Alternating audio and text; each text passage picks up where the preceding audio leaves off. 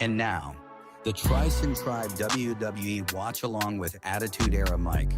Grab your snacks and prepare for an action-packed stream with Wrestle Talk with Mike Tricen. Yeah. Chat, what is going on, ladies and gentlemen? We have made it back to Friday Night SmackDown, and I cannot believe Money in the Bank is tomorrow. Like, where did the time go? Like, how did that even? We just had a pay-per-view not too long ago. I don't understand. It's coming around too fast, man. But let's go ahead and switch it on over, man. Hopefully everybody had a great day. Thank y'all for tuning in early. Thank you. Before we get to the show, man, we already got 14. Boy, y'all showing out, man. Y'all are showing out for the boy. We already got 14 likes, man. Yeah. I appreciate that. Appreciate that. Thank you. But man, listen, I do not know how we are already here at Money in the Bank. Tonight is the go-home show for Friday Night SmackDown. And, bro, like, we got to talk about, at some point tonight, we have to talk about TKO and WWE and what's happening, because I've been seeing a lot of people going, you know, on the social media and people going, making YouTube videos and stuff, and they shared their opinions. And I have my opinion. Oh, I might be a little bit too loud, y'all. My bad. I have my opinion that I want to kind of put out there. And it's similar to what other people are saying, but speaking from experience and feeling it in real time, the fact that I do these live shows every single week, damn near every Monday, every Friday, pay-per-views, PLEs, whatever you want to call them. You know, unless it's, you know, a day I can't make it. But they are starting to, like, it's affecting me. I didn't go to the last show in my city. This is the first year. This is the first year in maybe 3-4 years I have not gone to a WWE show that's been in my city. Like, I think the only other time that I didn't go was obviously during COVID when we didn't have any. But I've gone every single year. This could be the first year I don't go to a show, period, just because of too much of the price increases is unreal. But let's go ahead and address some of the people in the chat, man. Who we got up in here early? We had Twizzy in here. What's good with you, fam? Fun. We had Sid posting up in here. I'm just call you Sid. What's good with you, fam? Fun. We got Shamar in here. Oh, we got Melanie with the cheers early. Melanie Rod cheered X1. Appreciate 57 out 60 watch streak. Oh, she got that streak going. Appreciate it. We got Daryl up in here. What's good with you, bro? Fun. We got, oh, hey, listen, Jujutsu Kaisen. I'm getting Sukuna on my leg sleeve. So I started a anime leg sleeve. So at some point, Sukuna's going to be on here. I already got, let's see, what else I got? I already got Majin Vegeta and Tanjiro from Demon Slayer. And I'm adding Buddha and then the wanted poster from One Piece, Luffy's One Piece. So definitely working on that. But we got Galaxy in here. Fun. We got Darla. Yo, we got Darla in here early. Watch out, she throwing coconuts. Fun. We got Rizzy Mac. What's good with you, fam? Fun. We got Geely in here. Fun. We got the Omnist Rome. What's good with you, fam? Fun. But yeah, man.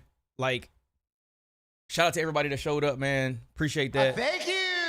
We got Sammy Sue One Pie Boon super chatted $4.99. Do you want to do live stream NXT World Collide at 3 p.m. tomorrow? Yes, I am planning on streaming Worlds Collide. Appreciate you for the $4.99. Absolutely. I'm actually planning on streaming Money in the Bank and Worlds Collide tomorrow. So my mom, she is coming in. We scheduled everything out. So I will be spending time with her, but I will be able to live stream both of those. Gonna be a long weekend, so be it. But it's game time, y'all. But yes. It's game time, y'all. They out there in Cali too? Melanie Rod cheered X1. It's game time. I will be there tomorrow afternoon. Got you. Definitely come through. I can get rid of this too. Definitely come through. We will be streaming. Where so much is to be determined and revealed here on Friday Night SmackDown. The Dignity Health Arena is packed. With a PLE weekend upon us, there's major Okay, there we go. Make sure everything's good over on Twitch side. Yeah, we got Cody. We got Cody and Cena. I'm not expecting much I'm not expecting much from this final words or face-to-face or whatever they do. I'm not expecting much because this was kind of one of those kind of shotgun matches that was just put together. You know, Logan had a match with Jay.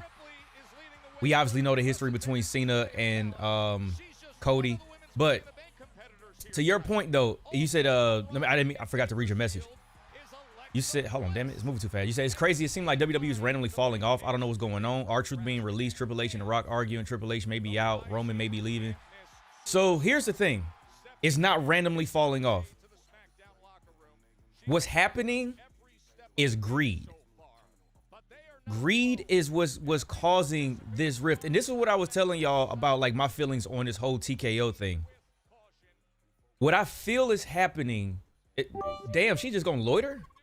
Hey, Melanie, I'm gonna pause the alerts right now. X1. Hi, YouTube. How is everyone? Hope you all are doing awesome. Happy weekend.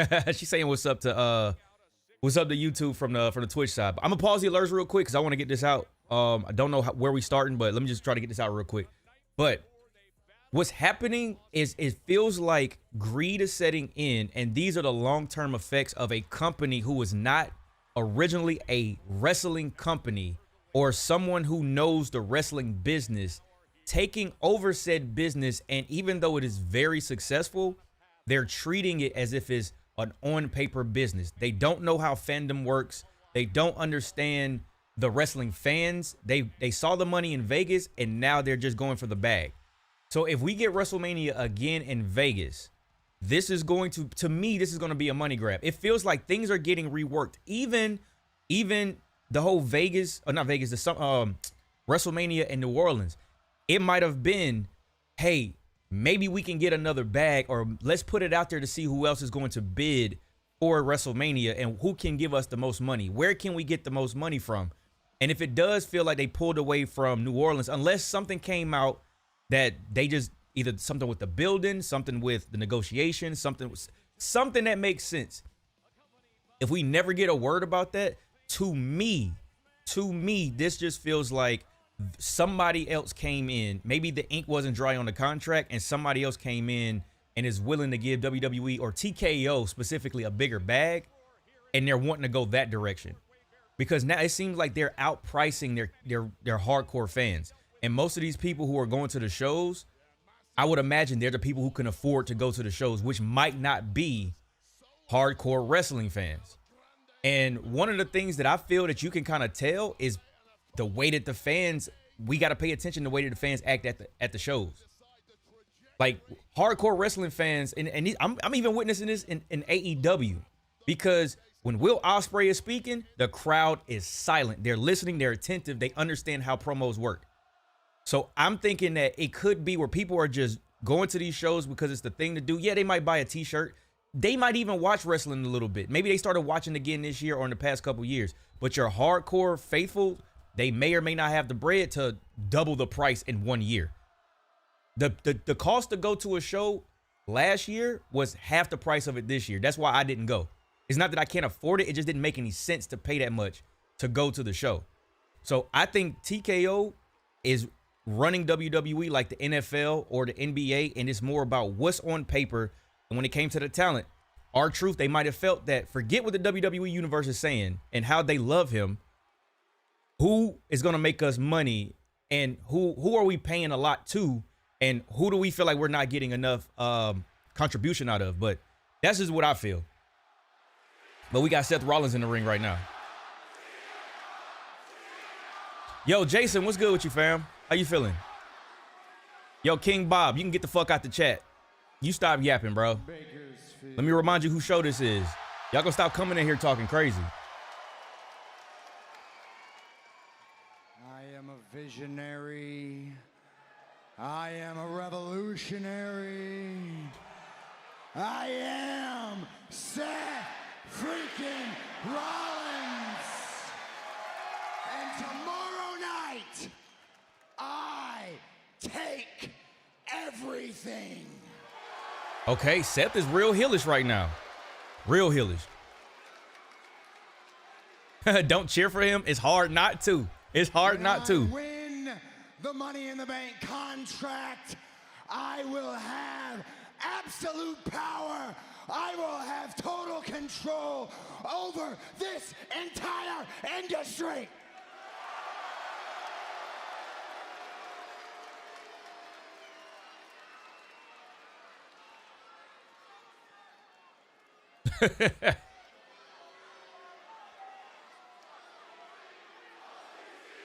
Yeah, where's Roman? Where is Roman? Where is Roman? That man got hella PTO, bro. I don't think he can hear you. He's off on the island of irrelevancy where we put him after WrestleMania.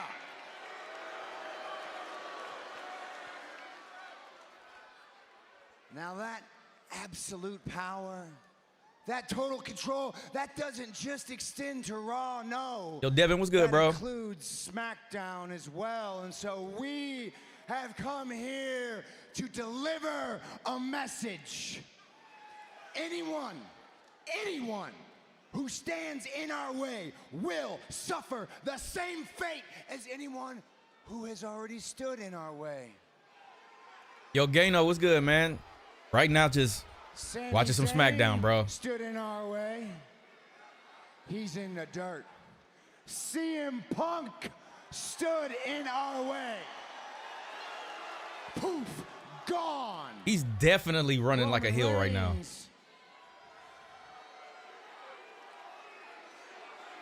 Stood in our way. And he is missing in action. Roman Reigns is not coming to save you. Roman Reigns doesn't care about you. Roman Reigns has never cared about you. But you know who has? You know who has? Seth freaking Rollins. It's hard to not cheer for this dude, bro. And I will drag all of you kicking and screaming if I have to into the future, because that's what I do. It's what I do. Not just for me, not just for us, for the entire industry, and there is nobody who can stop me. Every time they say that, it's just a matter of time. Yeah, Solo? He is in the Money in the Bank match. I forgot about that. Okay. Maybe there's somebody Bro, Solo with the pop. Wait a second. Raw's power trio. Hold on, Solo with the. I'm not gonna lie. Solo clean as hell right now. Solo is clean as hell right now, bro. And the newest addition to beef up Solo's family. Damn, that pop was crazy. JC Mateo. That nigga look like Suge Knight, bro. That pop was crazy. That pop was crazy. Solo does have good music. What's good, Anthony? Solo does have good music. They 2 for 2 with him and Jacob. Less than 24 hours away. We got the Weekend Solo. Mariah May got a huge pop. I figured it was only a matter of time before she went to NXT. I showed my homeboy Anthony the match with her and Tony Storm from I think it was earlier this year. It's always Jacob for me, the aura. That boy got a red flag. Hold on now. Hold on, son. Hold on. That boy got a red flag. Hold on, son. Damn, son, where'd you find this? That boy got on a red flag, bro. On the right side. This boy blooded out on Friday Night SmackDown.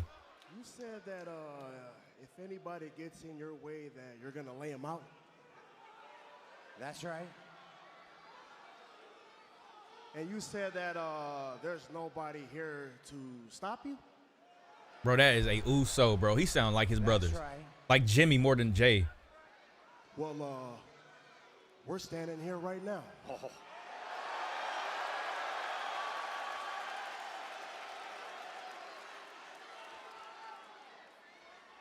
Is that so?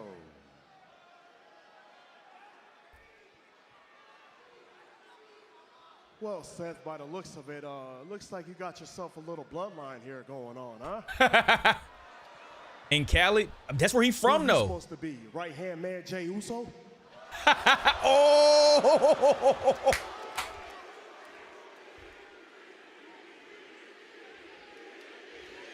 And you, who are you supposed to be? The honorary you, Sami Zayn? After everything we've been through, we went to war together at War Games. And now you no call, and all of a sudden you show up and team up with this guy? Oh, and you got yourself a wise man. Speaking of wise man, long time, no see. This low key. Choose your next words very carefully. This low key put Solo in a not a face All right, let's position, cut to the chase. but all I know is tomorrow night, I'm climbing the ladder, I'm grabbing that contract. And all that power and control that you say you talk about, it'll all be mine.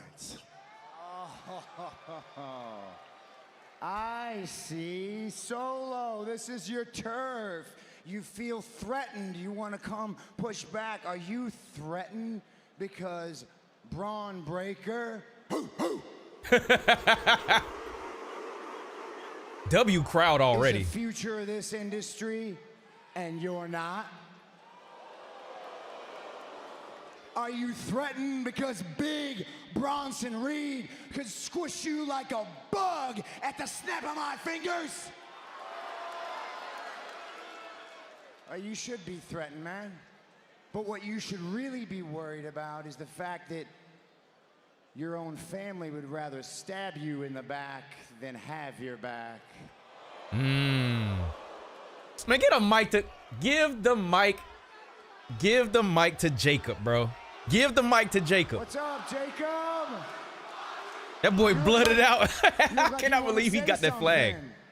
Come on, take the mic from Solo. You're gonna let Solo talk to you? Hey, man, shut up, man, all right? I see what you're trying to do. No. Shut your mouth, Seth. It ain't gonna work. Look, I'm just saying, he's a Samoan werewolf. I was thinking we could come up with a new nickname for him, like maybe Solo's bitch. Oh no. No. Hey. In all seriousness, Solo, took a lot of courage, a lot of guts for you to walk out here and talk to me the way you are. I gotta be honest with you. You're threatened by us. I'm threatened just a little bit by one Fatu in this ring, but it ain't you. Set this, bro. Messy as hell. He is messy as hell, bro. Oh, it's real. Words. Oh, man. Breaker stepping in. Bro, he look like he worked for Men in Black. They both do.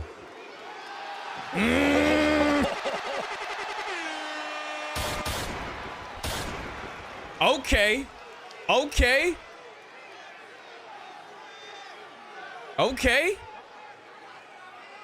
Hell yeah.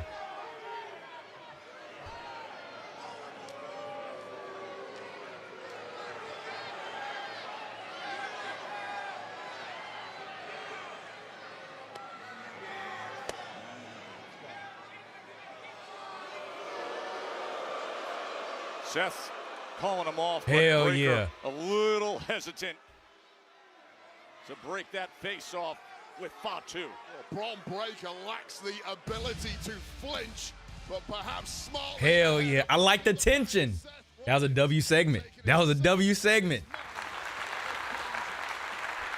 a W ass segment, bro. Without coming to blows. The sight of those two together. Hold on, wait a minute. Oh! Jimmy Uso! He is clearing house! While waiting for that distraction, Jimmy Uso, who Jimmy popped up out of nowhere. when Solo Sikoa's crew of late striking at exactly the right moment. Big brother. Jimmy Uso is here. What a way to start the weekend.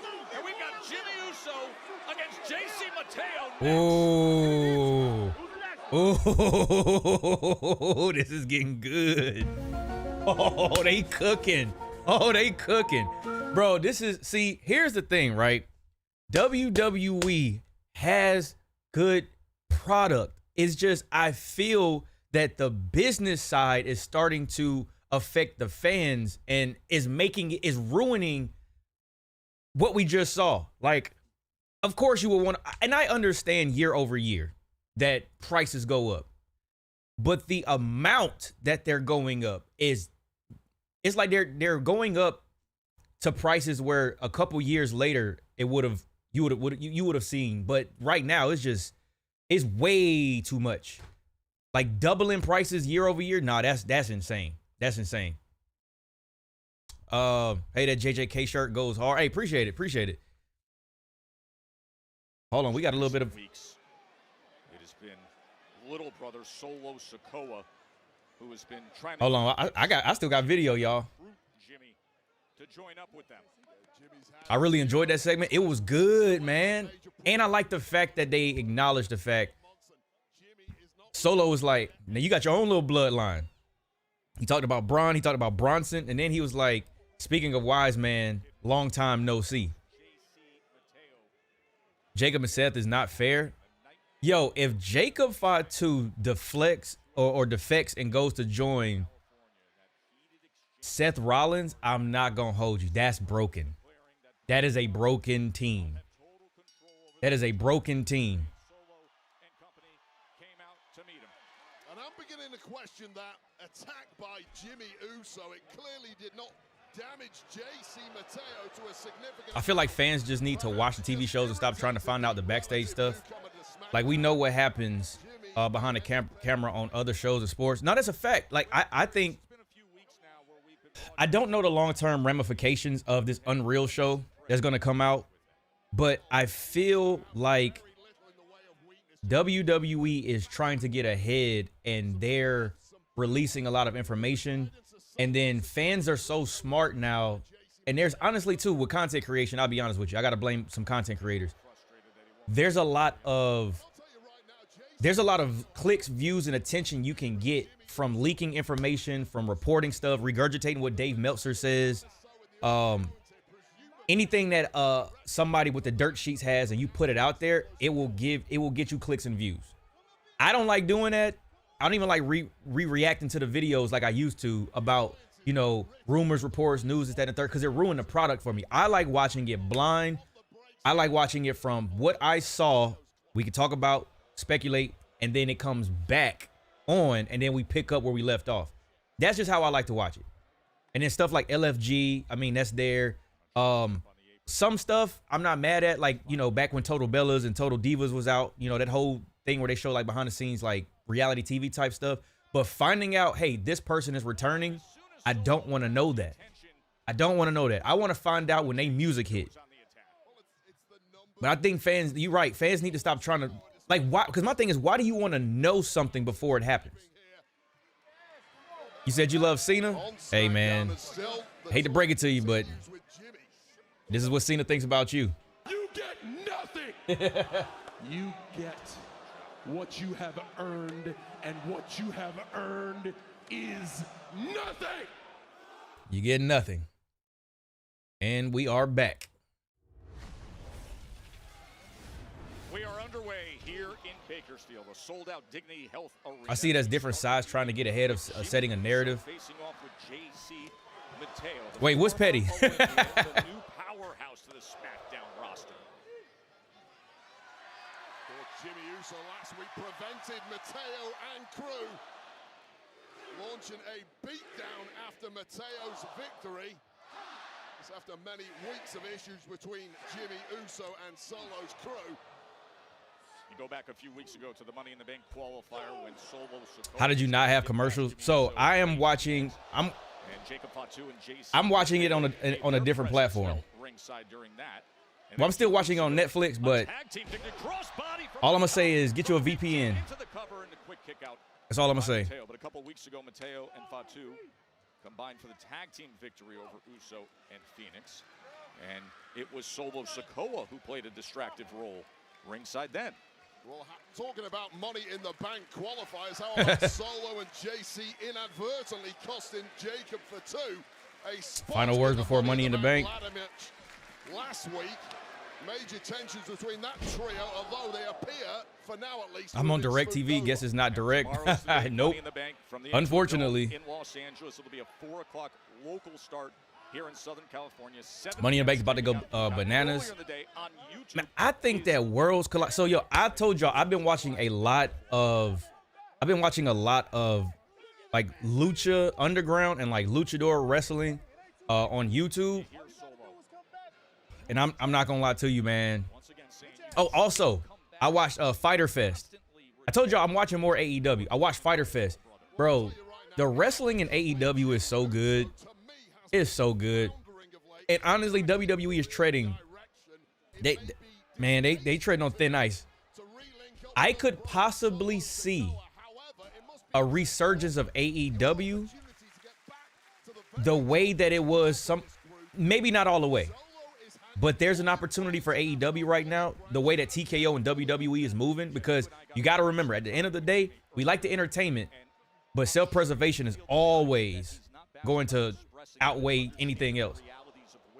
Going to an AEW show is not as expensive as going to a WWE show, and the product of AEW is getting better.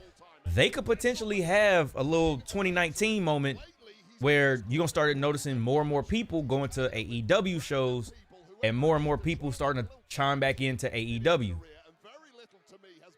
Because I'm not going to lie, there's still some stuff that I'm like, okay, maybe this isn't for me. But what they doing with Ospreay, Hangman, Swerve, what they doing with Tony Storm, Mercedes Moné, like the whole Death Riders thing, them holding the belt hostage, like they've created a storyline where we got to get this title away from this man. I'm liking what they doing, and the wrestling is phenomenal, bro. The wrestling is phenomenal. Oh, if Tony could get his hands on R-Truth, oh, it's GG's. Oh, my bad, y'all. I forgot to play the alerts.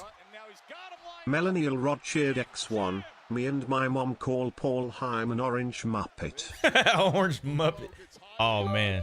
That man been around Braun Breaker too much.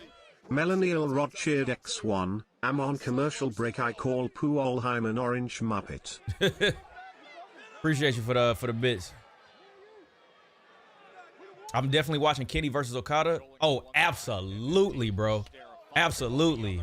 Fatu's just a constant threat. I don't care what Solo Sikoa.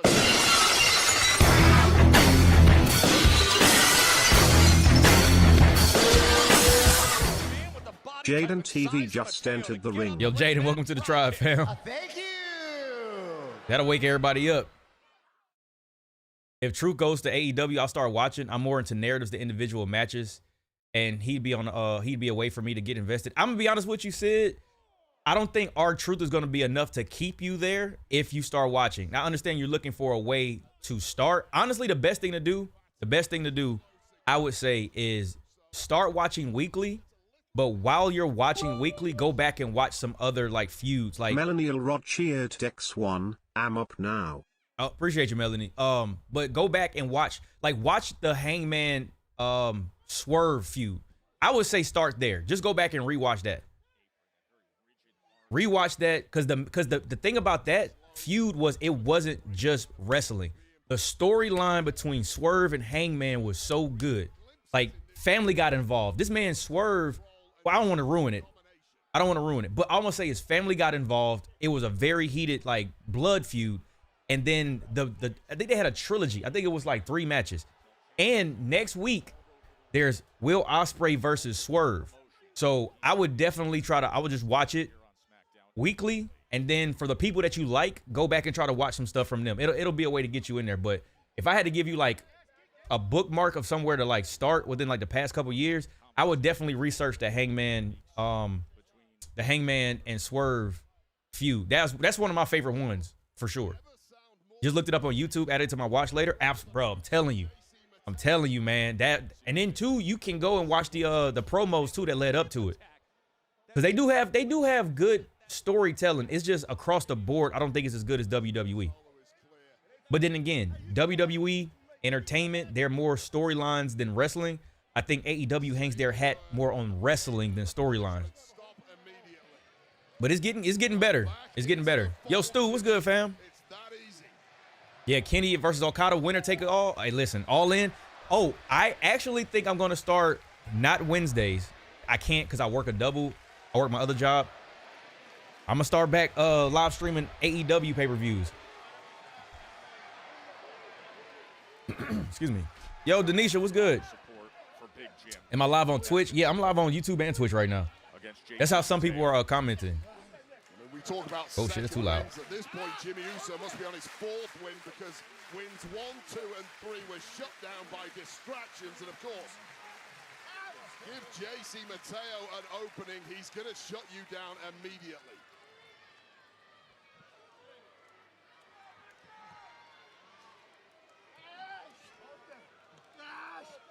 He's done. Check him. Check him. Look at Solo, bro.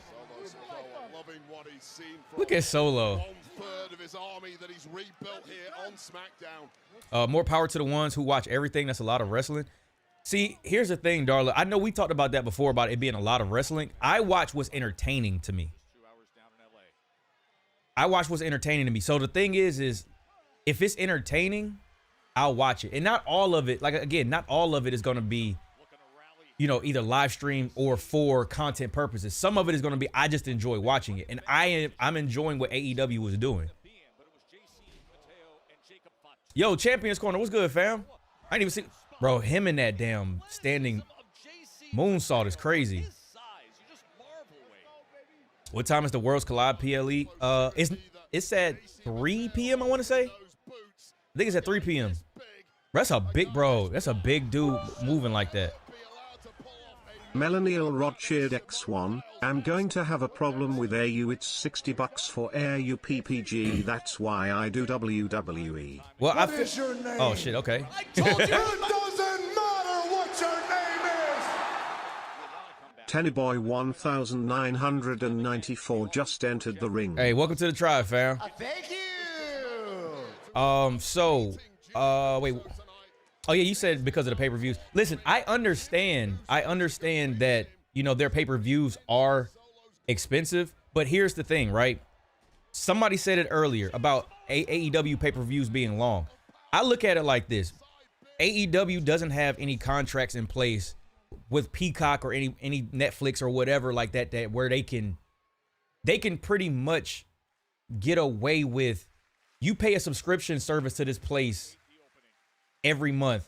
I think WWE might have they either have gotten their money off top, or I don't know how they get paid from that, but that's what a lot, you're paying regardless if you think about it. If you pay Peacock, you're paying $15 a month or something like that, whatever it is, however much you pay. With AEW, there's no subscription service, so you're technically watching it on like either YouTube or TNT. I think it's on TNT or TBS, whatever channel it's on right now.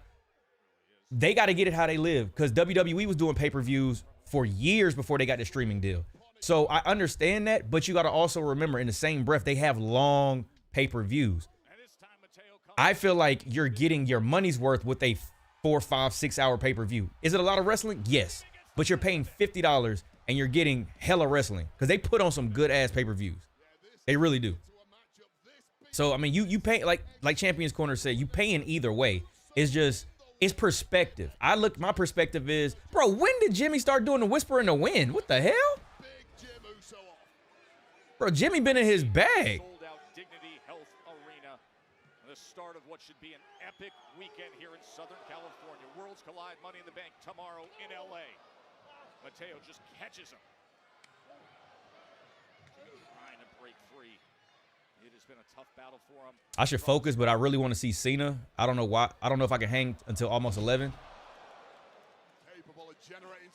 It's a lot of wrestling, but Looking to finish it here.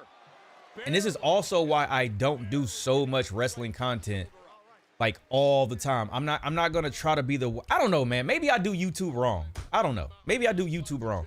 I just don't feel like I need to run to YouTube every time something happens, because I enjoy it.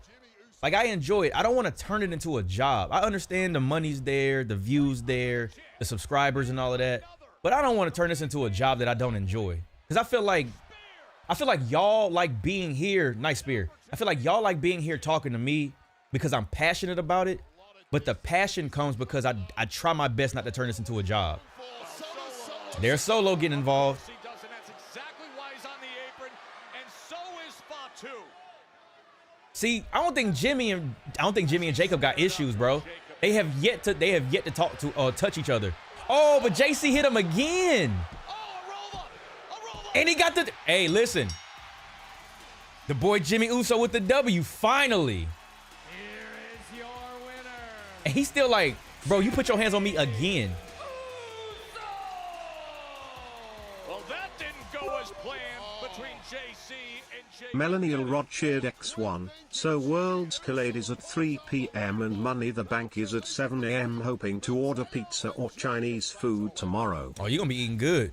Absolutely. There's a lot of streamers to watch. I just like to chill with you. Yeah, everybody has their own, their own little flavor of how they do live streams. Maybe my platform and the way my setup ain't really, some people's vibe. I like to get up here. I like to really kick it with the chat. I like to kick it with y'all. Y'all here for a reason, not just to hear and look at my face. Y'all here for my opinions. Y'all here for dialogue. Y'all here for each other in the chat. So that's just how if it don't mean I ever touch 1 million subscribers, then so be it. But I just feel like sincerity and being relatable, finding like-minded people is going to always outweigh the grind of trying to just get a number. Like, that's why 12,681 subscribers, mad cool. Way more than I thought I would ever have. But at the same time, man, I'm not in such a rush. I'm not going to lie to you. Because I wanted to see if I can do it, I did like the thrill of getting past 10,000. Now that we here and we got a bunch of people in the chat, listen, I'm just here for the ride. If it grows slow, if it grows overnight, it is what it is. To make something very clear to you, that I have worked my ass off to get this. And if you want a shot at the Women's United States Championship, Millennial Rothschild X1, I love your channel. I've been following for 10 months and I couldn't find a better streamer than you. I appreciate that, Melanie. Appreciate that. I like you. You're a confident. Hold on. Trying to listen to Giulia and Zelina right now. Wow.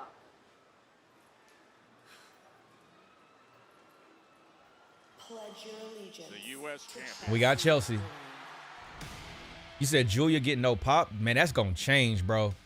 Giulia, man, listen, Giulia, Roxanne, Stephanie, them three right there, bro. I'm telling you, bro.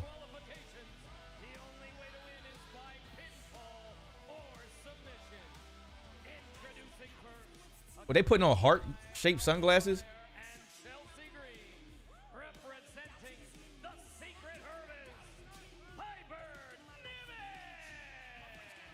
Wait, a Bakersfield Brawl. What is that? Is that a hardcore match? But they just changed the name of it? Legendary Chelsea Green, man. Watching her when she was Reclusa, bro, I'm telling you. That. Hey.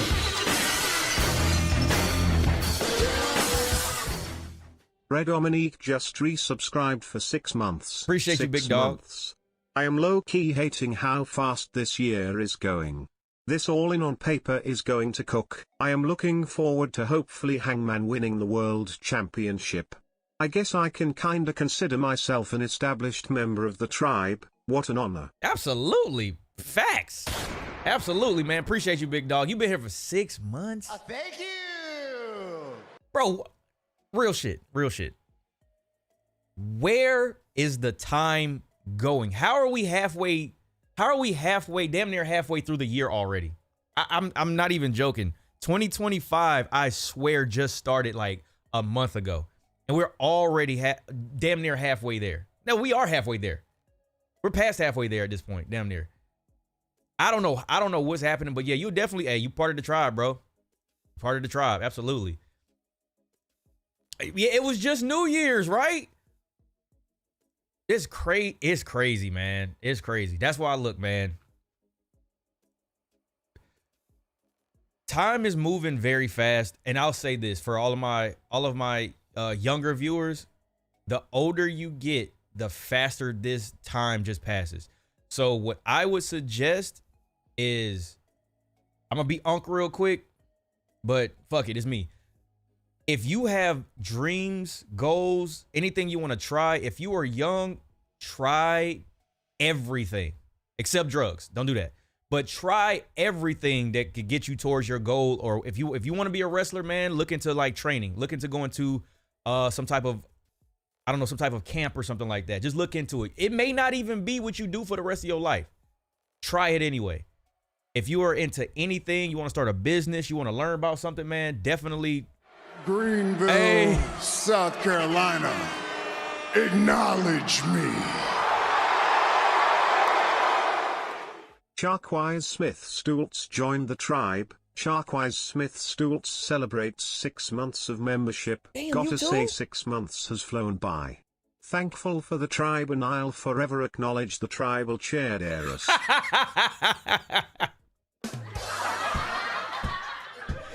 That man said he is going to forever acknowledge the tribal chair Darius. That's crazy. That's crazy. But appreciate you, big dog. 6 months. That's insane, bro. That is insane. It feels like, honestly, I'm gonna get back to my point in a second. But honestly, it does feel like some of y'all have been here for like, we've gotten to know each other, so it feels like you've been here longer, but the timeline wise, it just doesn't make sense that it's been 6 months. I don't know. It's weird. It's weird. Like, it's such a weird concept of time. Like, y'all have been around. I remember y'all's faces or names. Melanial Rod, but it feel like X1. Hi, Chair Darius, how are you? Oh my God, now they talking to the chair. But it feels like y'all have been here for a while, but it don't feel like it's been that long. Which, I don't know, maybe that makes sense. I don't know. But yeah, back to my point. Like, when you were young in your 20s, man, here's what I'll say, and then I'm going to get off of it. Learn about investing as soon as possible. And I'm not talking about day trading. I'm talking about actual investing. Care about your retirement. I'm telling you this because you are going to thank me in 10 years. If you take anything away from this, you're going to thank me in 10 years. Think about retirement. Think about investing. Learn how finances work. And just try as much shit as you can while you're young, because you can make mistakes and bounce back. Tough working with family, right? What you going through, I've been there, and I don't envy it. But regardless of your situation, man to man, face to face, I want you to know, at some point, I'm coming for the U.S. Championship. Battle of the streets. We'll line it up all the way then, Wepa. Because if you don't take care of your business when it comes to me, and you back in the line with it, just like the rest of these suckers. Yada man.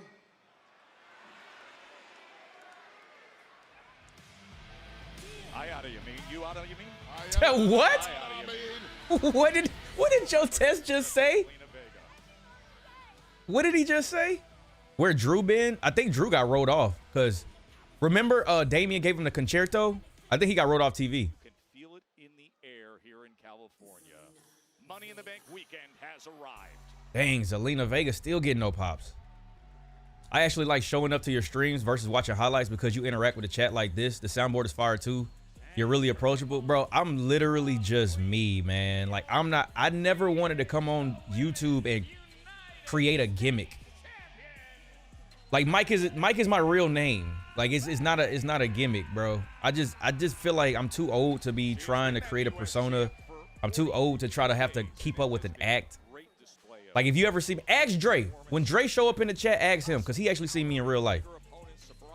I would say ask my real friends, but these fools always around me, so they know me, and they won't have the. They knew me before I started streaming, so it's not the same. But if Dre show up in the stream, ask him. I'm the literal same in person, bro. Melanial Rod cheered X1. Yeah, chick match. I love girl matches. The crowd got quiet. Yeah, they did. All right, game time, y'all. It all comes crashing down for Zelina Vega tonight. Of course, Piper knows Zelina. Okay, Zelina with the ones on. I think those mids. Yeah, those are mids. We all enjoying life one day at a time. And you got to, man. Because once it's gone, it's gone. I used to think I was invincible when I was 19, 20. I never get old. 15 years passed like that. Coming out in highly unprofessional sunglasses. And then you've got the tie of Alba Fire, which is incredibly loose. Weapons. It looks to me like the Secret Service are just crashing out at the moment, thanks to the success of Vega. Oh, the kendo! She got the kendo stick the wrong direction. This Vega is so slippery. Always has Red Dominique cheered X1. There I it wish is. that there was a financial literacy class when I was school, because I believe that is the one class that actually means something fully. That's a fact, bro. That's a fact. Melanie Elrod cheered X1. I'm 20 years old and I feel old a little bit. Trust and believe. You do not feel old yet. You trust me. Trust me. You are a baby. You are a baby. When you're 25, you're still a child. And I don't mean that in a bad way. Because the older I get, the more I realize I was a child at 25. And I was already on my own. I was at the house for like years at that point. But I didn't know a damn thing about nothing. I thought I did. I ain't know shit though. But that's life though. That's life. You learn as you go. And then you become the uncles and the aunties talking to the youth. It's a cycle. So listen, I had my young moment. I had my college years. I wilded out. Now I'm here to pass it forward. And I'm not gonna try to stay young with the kids. I'm gonna let y'all have y'all moment. Oh damn. Hey, Dollar says she lit. She 22. Hey. What Miss Frizzle say? Look, the young ones might not know what I'm talking about. When Miss Frizzle from the Magic School Bus, take chances, make mistakes. She was dead ass. Uh-oh. Oh no. Oh, I thought she was about to. Oh. Slams her head down on the hard edge of the apron. Well, that could break a jaw. That could scramble the. I couldn't see because of her hair, but it looked like she hit that mat pretty hard, or the ring. Oh damn. Melanie Elrod cheered X1. How do you feel about SummerSlam being 2 nights? To be honest, man, the way I feel about after realizing it seemed like TKO was doing a lot of like money grabbing, I'm gonna be honest with you. 2-night SummerSlam sounds more like a money grab too. I did understand and get WrestleMania being 2 nights. I kind of get that. It's the biggest show of the year. And why not take 2 nights to really make it a whole weekend for WrestleMania? It's definitely more time to give your talent to shine. You can have 2 main events. But if we being honest, man, I don't think we need 2 nights for SummerSlam. I don't think we need 2 nights for SummerSlam. I think it's starting to look like a money grab. Cause okay, so then what? The Royal Rumble gonna be 2 nights? The women main event or have night 1 and then the men have night 2? Then what? Survivor Series is gonna be 2 nights? Then you got War Games on night 1 for the women and War Games on night 2. Like, where does it stop? At what point do you just say, all right, man, look, enough is enough? Cause I feel like it's starting to become a money grab thing.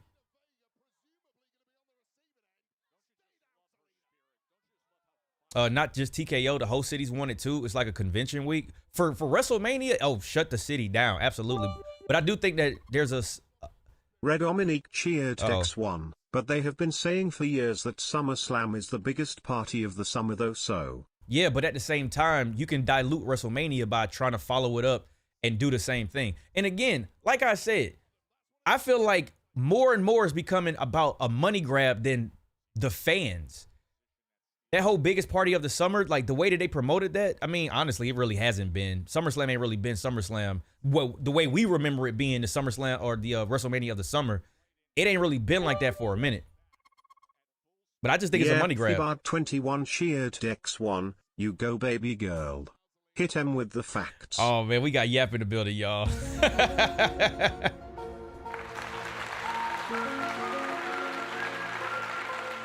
That's still a crazy combo, the X-Files theme with clapping, but I gotta clap it up though. I gotta clap it up. Mike, you heard Triple H will be out of WWE in the next 18 months.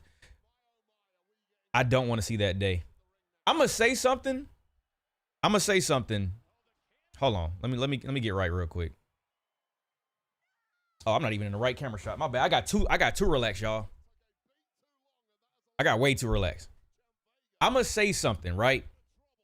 And let's just think about the company and not the person. Just hear me out. For WWE to be in the best possible scenario, I honestly think the best case would have been if Vince McMahon or the McMahon family still owned WWE, but Triple H called all the shots. I know y'all look at him as a filthy old man. Yes, he is. The shit he did outside of that, absolutely. But I don't think Vince would have gotten rid of R-Truth. I don't think Vince would have cut certain people. He actually pays attention to, even though people don't believe it, he pays attention to what the crowd says and thinks. There's certain things that, I mean, I think Vince was behind the heist of the century last minute change with Seth cashing in Money in the Bank. Like, yes, Vince has had his moments on the downside, but at the end of the day, you got to remember, he and his family started WWE. So he has a completely different vested interest than TKO. TKO wants to make money.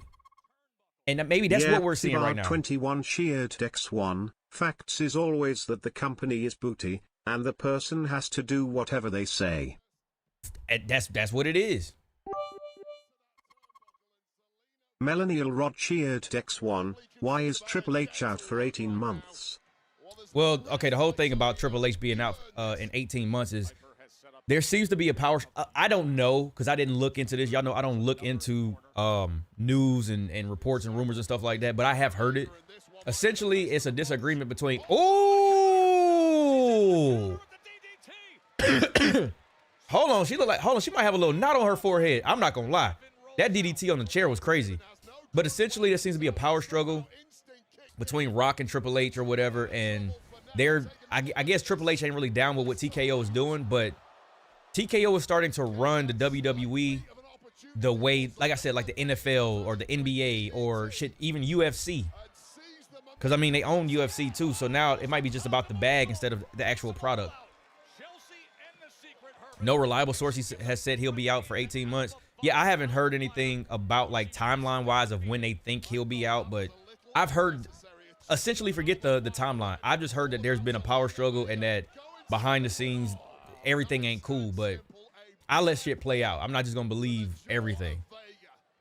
Wait, is it TKO? I don't know anything outside of what's in my screen. So TKO is the company that bought WWE. They acquired WWE when Vince was trying to sell it. Remember the whole scandal and the whole allegations and all of that? Vince had to get up out of there. So he sold the company to TKO, which owns the UFC also. So that's why you hear us say TKO. I think TKO is becoming a boogeyman. Oh, man. She gonna get this off?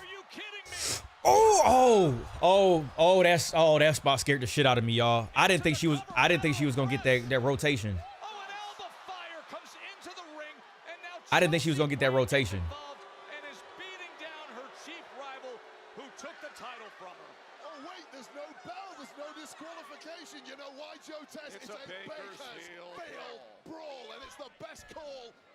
Wait, why he do that? Because of allegations? Yeah, he was pretty much like he was selling his shares. He was liquidating everything. He got rid of his shares. Melanie Rod cheered X1. TKO is a piece of shit. Sorry, my language. I mean, listen, all we can do right now, I don't know anything for sure, but the fact that TKO owns WWE and they're the ones behind the business, it's safe to assume that they're the ones making all of these decisions.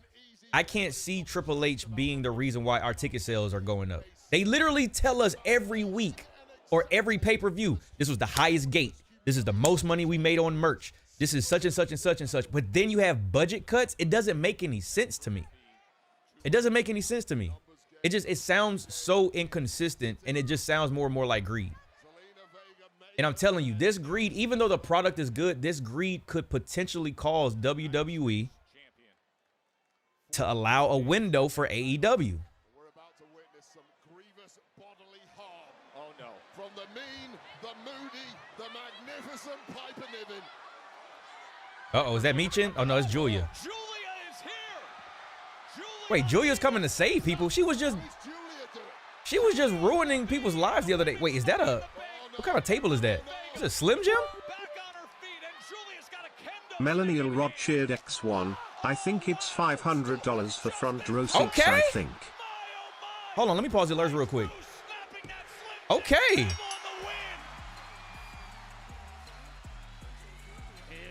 So wait, Julia's helping people now?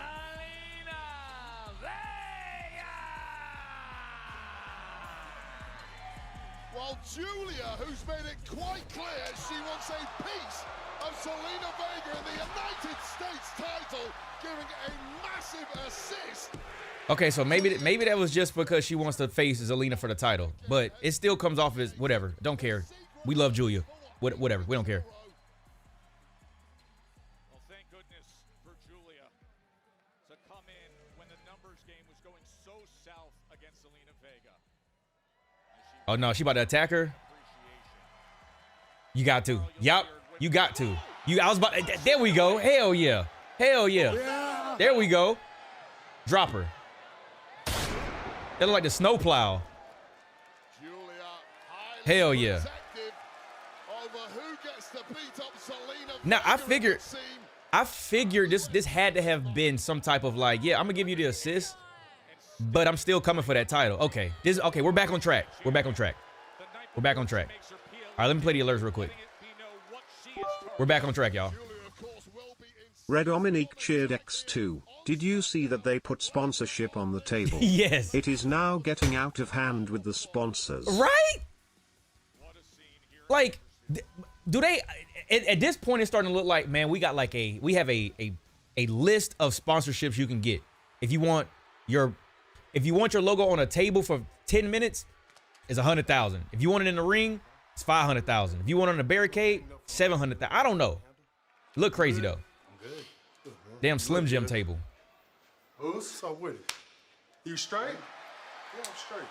Yeah, I'm good. Why everybody keep asking me that? Whoa, chill, man. You got a match tomorrow. Big title match on Monday.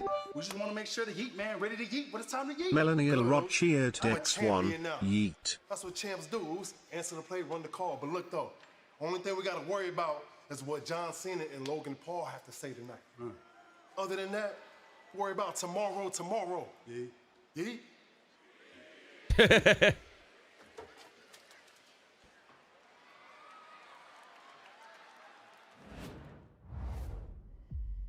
No. We got Aleister Black. I can't let it go. Slim Jim for Big Jim. Initially, I had convinced myself that someone of your standing, someone that you so loved by the WWE Universe, using the Black Mass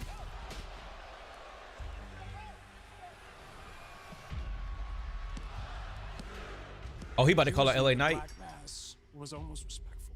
And in a weird way, I still respect it, but the longer I think about it, the more I think that you stole something from me. And that does not sit well with me. See, it's funny what the human mind can do. But now, I want to take away all this security that you had in that match. No Shinsuke Nakamura.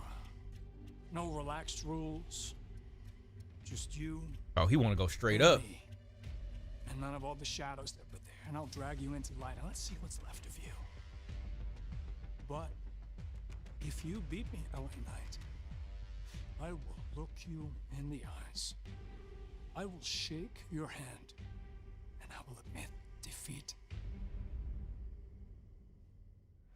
This still gives me that pick a fight with me type energy, but it's all good though. I think TKO is new to the wrestling business and how it works compared to the UFC. I think they'll learn if the backlash is big enough and we stop going to shows. I will say this: the best way to get change is to hit people's pockets. I don't know if they're technically going to learn. I think if anything, they'll adapt. I take the word learn a little bit serious. I don't think they're going to know how wrestling fans think and feel, because I think they're going to just look at this as a business and how can they make money. But I really do feel us not going to shows, us hitting their pockets is going to make them adapt and change. They're going to have to do something.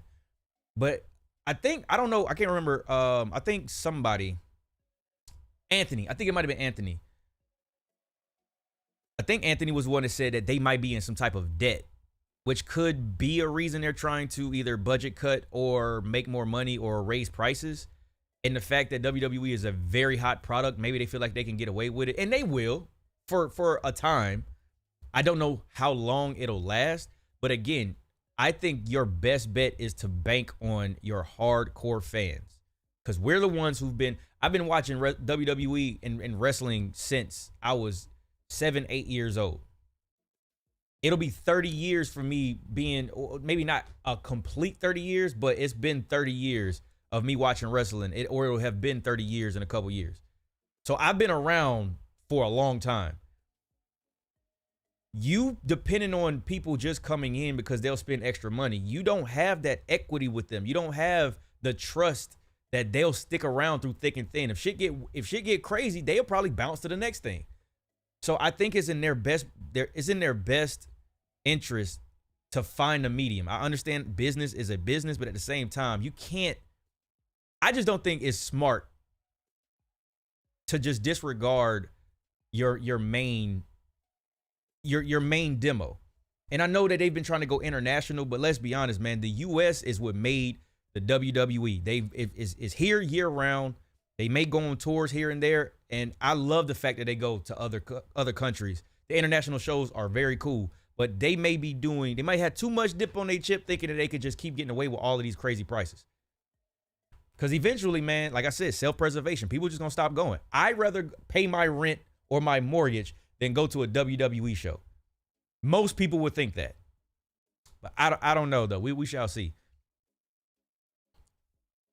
How in the hell did you have the money to buy WWE if they were in debt? Listen, man, crazier things have happened. People will literally go into debt to acquire things because they think it's an investment. I've seen it happen before. I've seen people go into debt to buy houses to flip them, and they call it good debt, but I mean, debt is debt at the end of the day. And I'm not going to financial literacy y'all to death, but it is a thing where people will buy something as an investment, whether it's a good or bad investment is, that remains to be seen. But they'll go into debt in order to try to make more money off of something. And that may be what happened. I don't know. Now, I don't even know if they really are in debt. That's something that I've heard, but it would make sense to me. Yo, Anthony, what's good with you, fam? I just saw you in the chat, man. I think that's part of it is that damn Netflix deal. I've noticed a change in the messaging and feel of the show. I don't know all of the specifics of the Netflix deal. I just know that it was like $1 billion deal or something like that. But at the same time, I think us getting all of these pay-per-views back to back to back, I think these are money grabs. Because I feel like every month, damn near, we getting a pay-per-view. It used to feel like it'd be every 2-3 months we would get a pay-per-view. Now we getting one damn near every single month. I still count Saturday night's main event as a pay-per-view, even though it's not, but it feels like one. Oh, we got LA Knight coming to the ring, but I can't play the music. All right, we're back. He got on a green shirt. That's fire. What did I miss so far? My TV gave out on me. Oh, damn. So Giulia just helped Zelina Vega retain the U.S. Championship, but then she attacked her afterwards. And right now we got LA Knight making his way to the ring. Well, yeah, he's still playing his music. I'll turn it on once we get to the match. Listen, I know some of y'all be wanting to hear the ring entrance and all that stuff, but again, I tell y'all, I keep getting hit with copyright claims, and I don't feel like having to edit the live show after every single show. So if I could turn it down during the entrances, just to save me some work, but I turn it up once they get into the ring. Not gonna lie, I actually like that we have a PLE every month.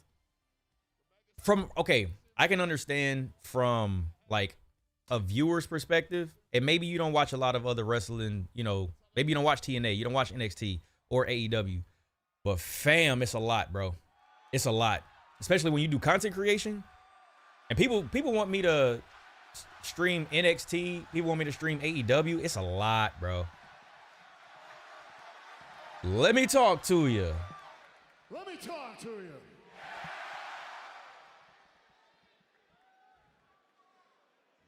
It's that time of the year again. There we go. Yeah. It's Money in the Bank season.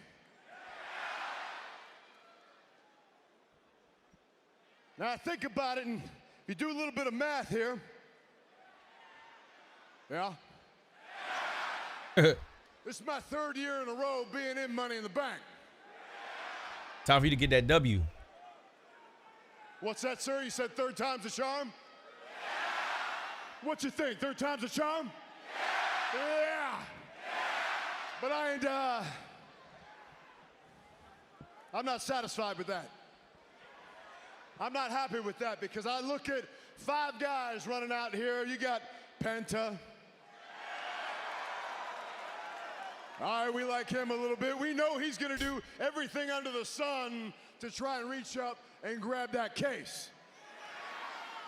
Damn, that shirt hard. It's got dollar signs on it. Okay, we like him a little bit too. Another guy who's going to do every possible thing that he can to get up there, because of course he's in Money in the Bank. Everybody in Money in the Bank is going to do every single thing they can do, but these guys are going to take it to another level. But after I get to those 2 guys that maybe we can respect a little bit, then we get to the goon side of things. Then we get to Solo Sikoa. We get to El Grande Americano Gable. Well, that was a mixed reaction. We like him or we don't.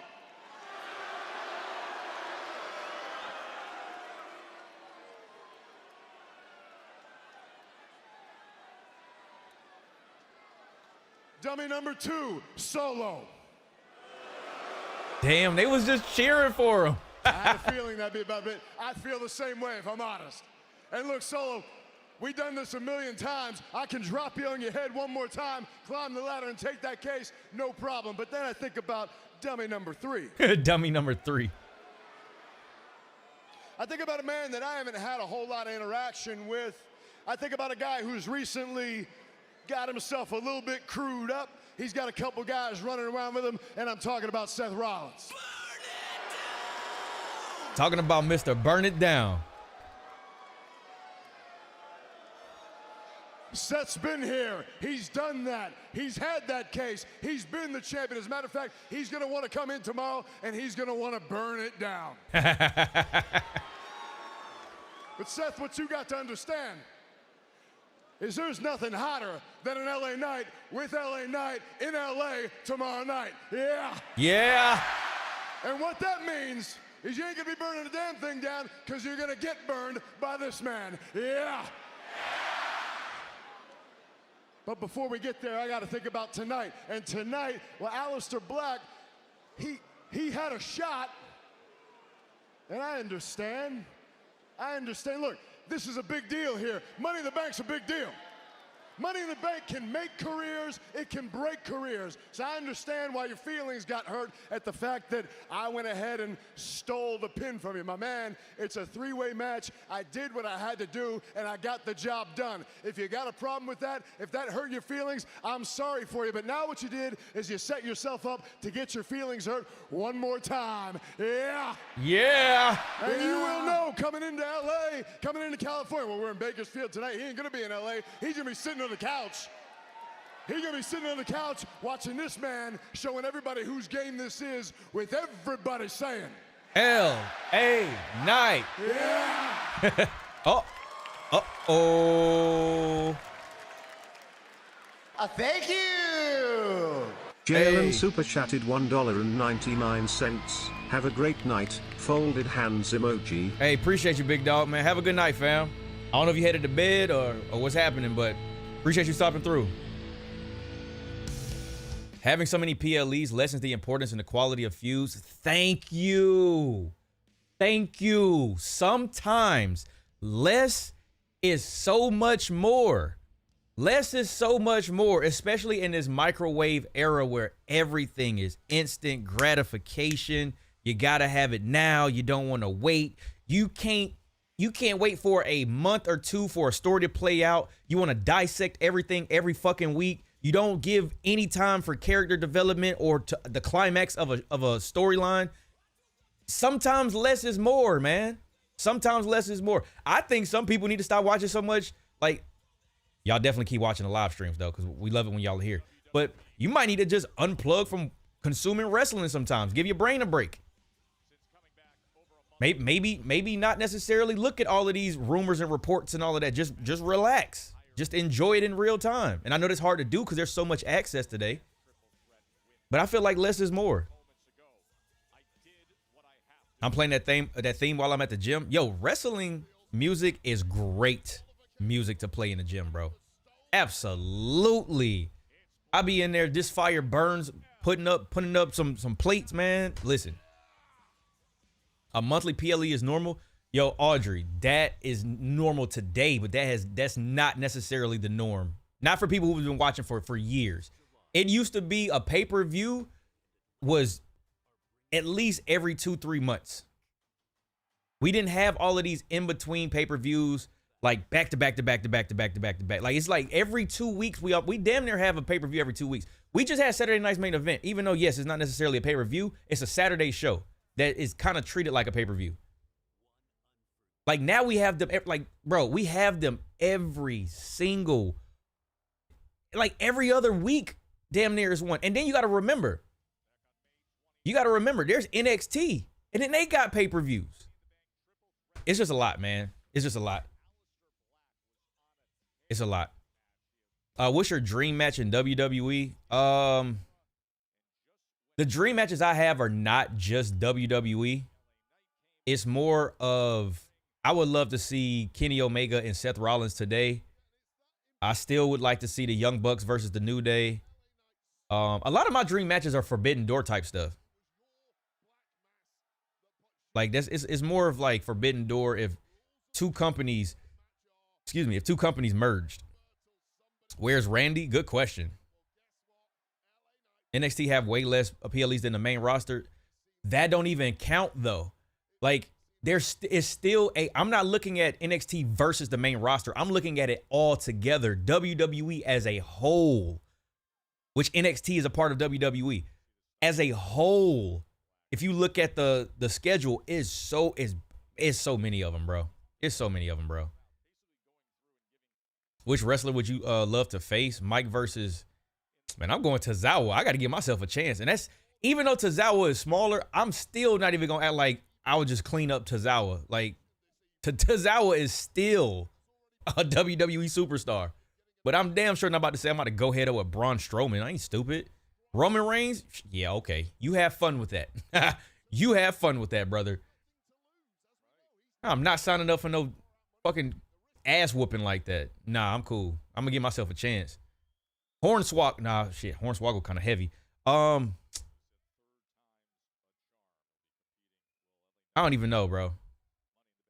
A Flaming Tables match? Y'all still trying to get me to go up in the damn Flaming Table.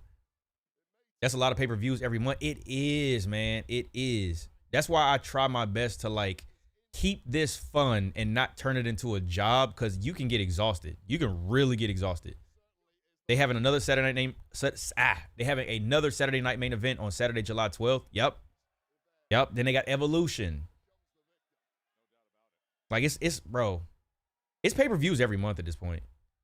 Because we got 2 in June, Worlds Collide, Money in the Bank. Then we got, was it Saturday night's main event and Evolution next month. And then on top of that, All In, I think, is the same day, which they're smart for not going at the same time and going head up with WWE.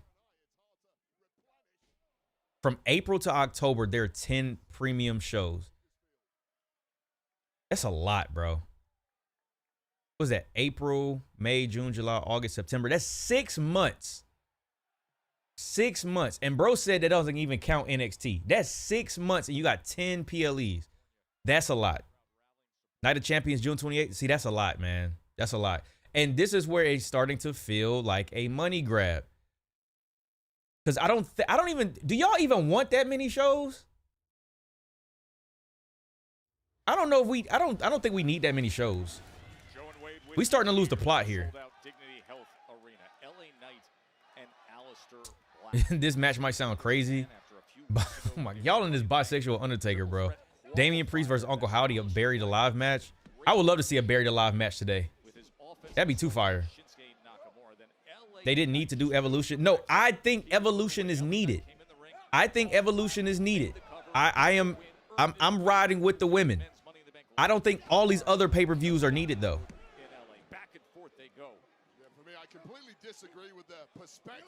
Like, you can take some time to build up some more of these feuds and storylines. That's why I feel like shit like this whole Money in the Bank situation with John Cena and Logan Paul, and then you got Cody and Jay. I feel like that had to happen because they didn't have enough time to build something else up. I still think Punk versus Cena would have made the most sense, and you didn't need that much time to build that up. But they don't have enough time in between PLEs to even build a match. They just threw some shit together, and I hate when they just throw shit together. I definitely hated it when they did it with women. They just put you and you're in a tag team up against them two, and then they don't even look coordinated. One is in green, one is in gray. Then the other team, one's in blue and one is in green. Like, it just didn't make any sense. It's too much, bro. It's too much. Yeah, add up cumulative minutes of in-ring competition in 2025. I'm willing to bet that LA Knight is at the front of the pack, and it's admirable, yes, but it has consequences. And I'll tell you right now, Joe, I think Saturday night's main event should happen only 2 times a year. Yeah, they're gonna run it into the ground. When it first happened, I'll be honest, I felt like, oh, this is gonna be like a once a year thing, because they brought the Winged Eagle belt back. They made it real nostalgic. I'm like, okay, this is a cool, homage. Now it's like every quarter. Too much, bro. Monthly PLEs are cool as long as they're timed right. Having a PLE a week and a half later is crazy. I disagree about monthly PLEs, because here's the thing. You get a monthly PLE. That means that you got 3 weeks. Just 3 weeks to build a storyline. And most people are going, I've seen people complaining about, oh, it's not enough time for a storyline, or this is happening too fast, or this doesn't make any sense. I'm not invested. Of course you're not invested. You haven't had time to be invested. I'll tell you right now, this really has been a back and forth affair. We know the mind games. AEW is trying to make a women's tag division too. Hey man, AEW got an opportunity. LA Knight is perhaps impenetrable to those mind games of Aleister Black. At least they. Uh-oh, nope. Caught him. What's up with people trying to see somebody on fire? Yo, I don't know. Tell them leave me alone, bro. They have been trying to get me to go through a flaming table since we hit 10,000 subscribers. Tell them leave me alone. I love the offensive Aleister Black. He's so quick, amazing reflexes, and then, of course, those Muay Thai strikes that Solo gonna cash on Jacob. I don't know. We gonna see. Flaming tables matches might be the most overrated match type of all time. It depends on how it's done. It depends on how it's done.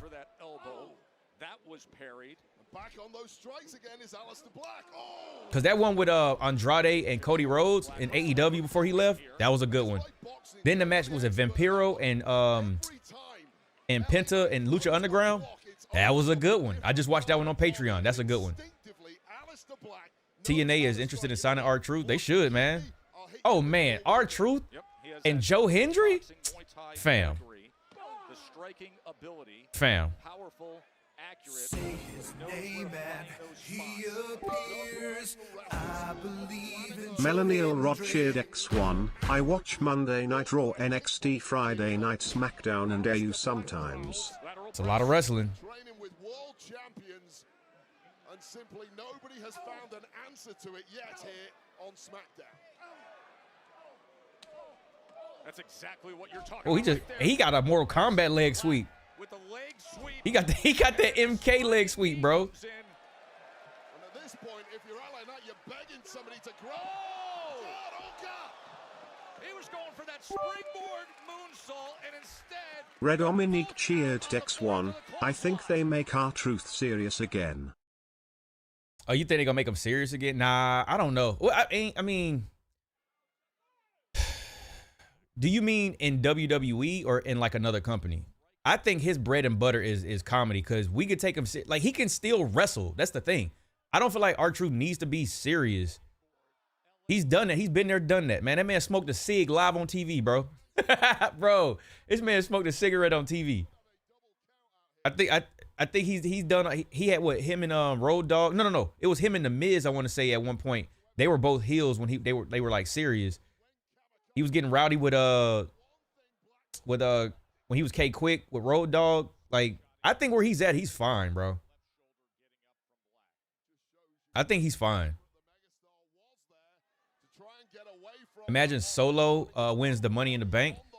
Honestly, I wouldn't be mad at that. Because if you think about it, Solo has not really gotten any type of accolades on the main roster. He was the NXT North American champion. But then when he came to the main roster, he came straight into the Bloodline. And he hasn't won any golds on the main roster. So I feel like Solo put in work for some years now. I wouldn't be mad at it. Yeah, Cody did that reverse suplex. Yup. That was a tough match. Trade of strikes. I'm gonna back Aleister Black every time. Neckbreaker. Oh no, he played him though. Again, those reflexes of Aleister Black clinging onto the top rope. As the megastar went for that leaping neckbreaker, we've seen him hit so many times. Black is just so cerebral, so tactical, and right now so effective. Gotta respect what both men are giving tonight. They're finding out a lot about each other. Red Dominique cheered X1. Wasn't he tag champs with Roman 2 years ago? No, I don't think they won the tag championships. They tried to get it back because after the you talking about after the Usos lost it? I don't think they got the tag championships back. I don't remember them being tag champs when he was with the Bloodline.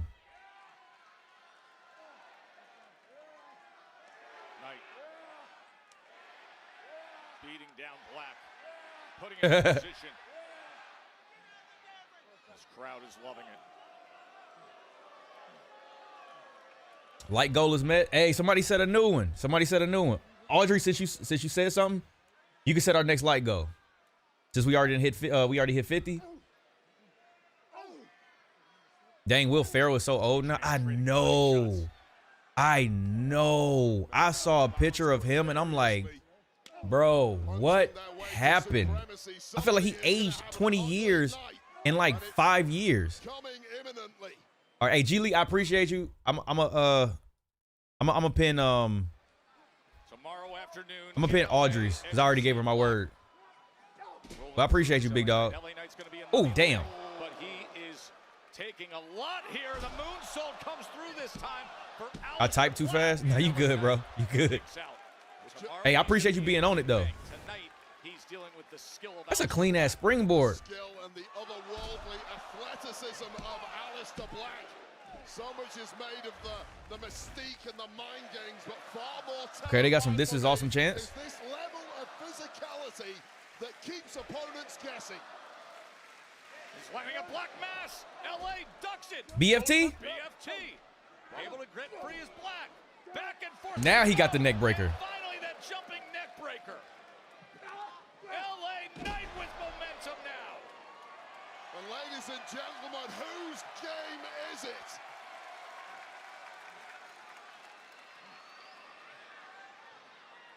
Y'all know what time it is. Red Dominique cheered X1. I just remember when nope. Roman held the titles and I think he won them during the time of the Civil War. Hold on, wait. Let me run that back. You said, I just remember when Roman held the titles and I think he won them during the time in the Civil War. Did he have the? I don't remember. Y'all fact check that because I don't remember. And Dominique, I'm not saying that you're wrong. I just don't remember him having the tag championships. Because I think I don't think he had 3 belts. What was the match before this one again? Oh, the match before this one was Zelina. I think it was Zelina versus Giulia. Well, no. It wasn't Zelina versus Giulia. It was Zelina versus Piper Niven, but Giulia got involved. Because that would have meant Roman had 3 belts at one point. He wasn't that much of Thanos. Aleister Black. Aleister Black looking all glassy-eyed on the outside. But wait a second. What in the world is Seth Rollins doing? He just came in and stomped LA Knight.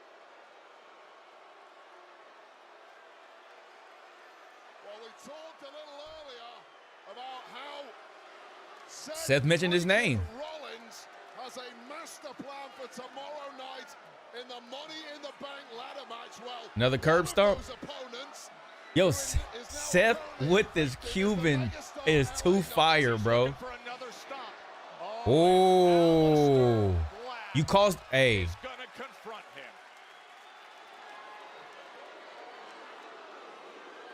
Where's I knew it. Yep. And Braun Breaker is in the ring. Spear! Knew that was happening. Knew that was happening. Dude, Jaren talking about some, yeah, Seth. Oh, damn. One more time? Damn. Yo, what's going on? I don't know how to read your name, but I appreciate you being in the chat. Uh-oh.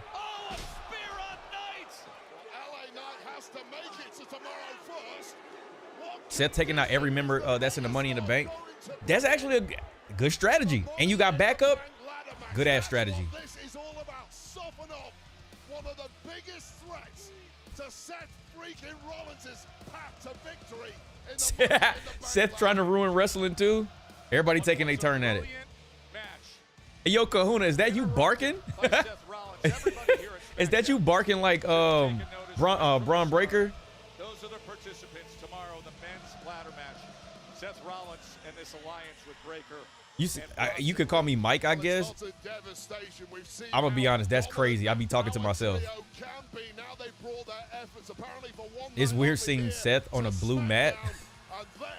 Money in the Bank tomorrow. Of course, Money in the Bank tomorrow, 7 p.m. streaming on Peacock. But as for other massive new plans being put forth, Raw General Manager Adam Pearce, our SmackDown Man, that drum line on this damn song is so fire, bro. Oh man, whoever did the drums, man. Oh, here we go. Things tend to move pretty fast. Okay. This week we're climbing the ladder at Money in the Bank, and next week, well, we're kicking off the King and Queen of the Ring tournaments. Bro, it's back to back. The tournaments begin with 4 fatal 4-way matches in the men's and women's division, and the winners advance. From there, it becomes a co-branded singles competition with semifinals. Ooh, I like that. They take place in Riyadh, Saudi Arabia. That's the other thing, bro. Saudi money. Could not be higher, because the King and Queen of the Ring get a title opportunity. Match yep. Against the top champion of their respective brands at the biggest event of the summer. Now, I do like that. So good luck, everybody. May the best man and woman win. Now, I do like that. I do like that. What a headline-grabbing announcement by Nick Aldis and Adam. Oh, that's where you from? Hey, appreciate you checking in. Thank you. To WWE. Well, my next guest has Red Dominique cheered Dex1. I was wrong. Reigns and Solo had that tag match at Night of Champions and lost. Yeah, I knew they had a tag match, but I don't think that they actually won it. In the Bank ladder match, but how good does it feel knowing that now you get to compete in the Queen of the Ring tournament? I mean, it feels great. Now, I understand I won't have the opportunity of climbing that ladder and grabbing that briefcase, but I mean, I'm gonna keep climbing regardless. I am the Storm, and I can't wait to tear through this Queen of the Ring tournament. And when the dust settles, I will be your next Queen of the Ring. And at SummerSlam, I'm not asking for gold. I'm taking it. On a slightly different note, also last week, we saw Bianca Belair refuse to forgive Naomi for what she did to you. But everybody wants to know, where do things stand between you and Bianca? That's facts. And whoa! And Charlotte pulled up. Just a friendly reminder, salt and sugar look the same. So either choose your friends wisely or don't have any at all. And if you think you're winning Queen of the Ring, you're gonna need a prayer. There's only one queen in the WWE. And there's Tiffany. Damn, Tiffany got a pop. Hold on. Now look who is set to join us. No matter what time zone you're in, it's always Tiffy time. Hey, that's a nice little tagline. No matter what time zone you're in, it's always Tiffy time. I dig it. I'm gonna be honest with y'all. I'm gonna go ahead and say it, man. Hold on. Make sure this is all right. Good. All right. I'm gonna be honest with y'all. They fumbled Tiffany Stratton and Charlotte Flair. I think Charlotte should have won. She should have won the first match between her and Tiffany Stratton. They could have ran it back. They could have had a decently long feud, and Tiffany could have gotten her W on the back end. I think they really lost some money on and the way that feud turned up with the whole 0-3 comment talking about Charlotte and how personal she got and all of that. Like, I think they jumped the gun. This motherfucker don't miss. No, he's fucking good. That motherfucker don't miss, man. He's good. Yo, Dominic, appreciate you for the redeem, bro. Perfect W timing too. But yeah, I think they missed out on that. Like, obviously Tiffany Stratton is getting the pop and everything, but I feel like they could have got more out of that feud than having her win the first time. Like, let Charlotte win. Let Charlotte get more heat. If she's already getting booed, just let her have more heat. That's gonna make the babyface chase even better, and people are gonna like Tiffany even more. I don't think that you could have gone wrong. I mean, in the grand scheme of how it played out, what you got from it, I think you could have got a lot more. That's just my opinion. I blame the crowd. The crowd didn't allow it. What you mean the crowd didn't allow it? Here's the thing, man. You don't have to please the crowd all the time. That's one thing I learned from Vince McMahon. Sometimes you gotta piss the crowd off to give them a bigger payout later. Case in point, Cody Rhodes losing the first time at WrestleMania. Even though it took a whole nother year, he got that in-game ending at WrestleMania 41 or WrestleMania 40. He lost at 39, he won at 40. And everybody started regarding it as, oh, this is one of the greatest endings to WrestleMania. And it's one of the reasons why they was calling this year's WrestleMania trash. But nobody thinks about that. Nobody thinks about that.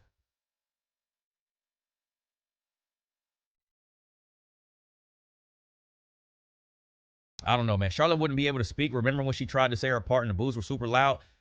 Davis, that's heat. That's heat. That you're getting an emotional reaction from the crowd. If the crowd was not saying anything, that's an issue. That's an issue. But if you're getting a loud response and people don't like you and they're booing you, that's what you want. Woo me or boo me. Ain't that what she say? Or if it don't matter if you're wooing or booing, whatever she said. What do you think about the Evolve Women's Champ, Kelly Armstrong, Bianca Jade fusion? I honestly have not watched Evolve. I have not watched Evolve. Again, a lot of wrestling. I haven't gotten around to it. But I have to check that out, though. Kelly Armstrong, I have to check that out. See, Audrey said that crowd had her ready to fight for her. So for people who like Charlotte, now you're creating, I mean, granted, it's good division, but now you're creating a little bit of division because you got somebody who like her wanting to take up for her, and then you got everybody else wanting to boo her. That, to me, that looks good. When Dominic Mysterio was getting all those boos, I didn't hear anybody saying that was a bad thing. Wait, we got Mike Tyson. That WrestleMania was good. The main event match just isn't just what makes it bad.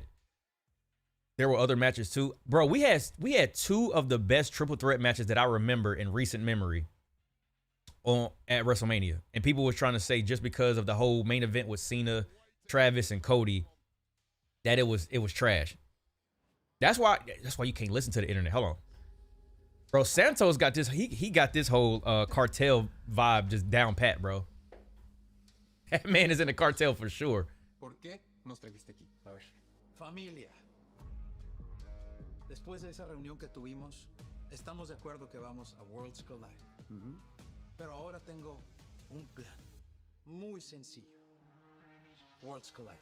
Yo, I don't care what nobody say. Santos be fresh, bro. Ahí de una vez por todas vamos a establecer ante nuestra gente, nuestro público, nuestro México, a quién le pertenece el mundo de la lucha libre. ¿Es una primicia? Sí. El legado del fantasma en contra de Psycho Clown, Pagano y el que siempre va a vivir de la sombra de su padre, Dr. Wagner III. He should have a cartel war with the Don. Ooh, that might be actually kind of fire. They bring them up from NXT. That'd be some real, like, the Mafia game. It'd be some type of stuff like that.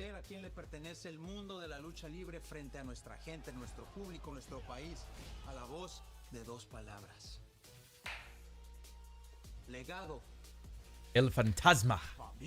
Oh, okay.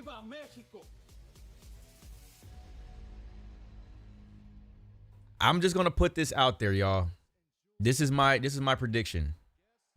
Worlds Collide is going to clear Money in the Bank.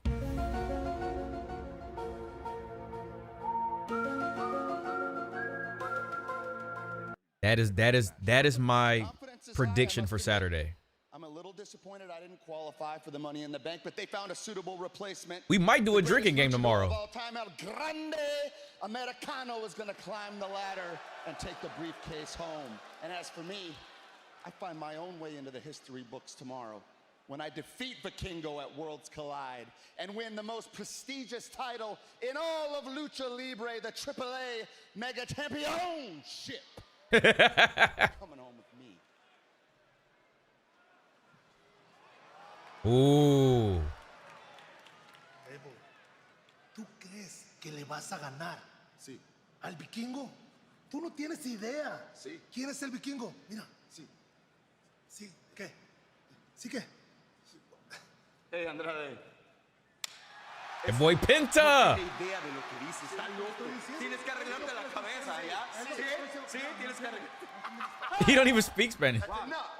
What? That's funny? Yeah, why? It's funny when El Grande puts you both through a ladder tomorrow night. Hey, you what? Hey, relax. Hey, you have a problem or what? Whoa, hey, you have a problem or what? Hey, come on. I got enough going on tonight with this guy. I got enough going on tonight without you lot coming to blows back here. So guess what? Take it to the ring. You can settle this in the ring tonight. Okay. Hell yeah. Yo, shut up. Yo. Damn, pop after pop. See, that's what TKO see. They like, oh yeah, run the numbers up. Run the numbers up. Charge them everything. Run the numbers up. Run the numbers up. They get too excited, man. Ladies and gentlemen, please welcome the WWE. All right, I got a question. I'm not wishing bad on anybody, but I have a question. For however many people we got in here, how long do y'all think is going to be before the crowd turns on Tiffany Stratton?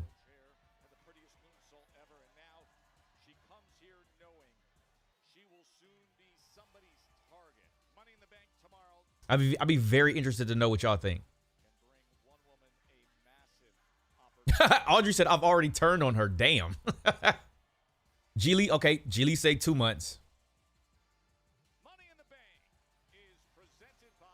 Okay, David says 5 months. The Gooners will never turn. We're not talking about them. We're not talking about the Gooners. We're talking about people who actually care about the damn show. Until SummerSlam. Okay, Justin said until SummerSlam. 4 or 5 months. It might take a while. 3+ months. My thing is this. The fact that y'all even had a number in mind, that just lets me know that all of this love she got right now is because of she was opposed to Charlotte.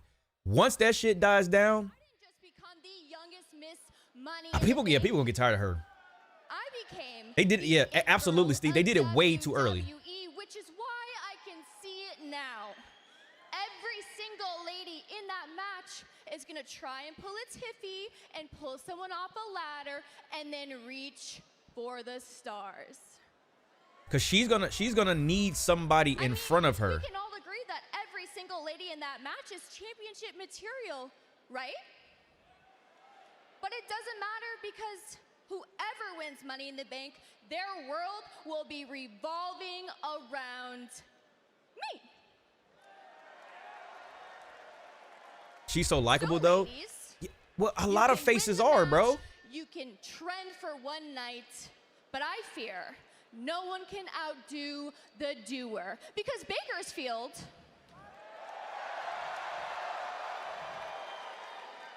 what time is it? And she will clear her every time. A sold-out Dignity Health Arena just jumped to their feet. And people try to say that Charlotte don't do the job for people, bro. People forget Rhea's climb up there. Charlotte was in front of her. She beat Charlotte. Like, I don't know, bro. I don't know. Maybe we just see the world two different ways. But Rhea, listen. 2.5 weeks ago, Wade earning her way to Money in the Bank. Rhea she just got the it factor, bro. She got the it factor. Charlotte put over both Rhea and Tiffany. That's why I don't understand why people say Charlotte don't put nobody over. She don't do the job for somebody else.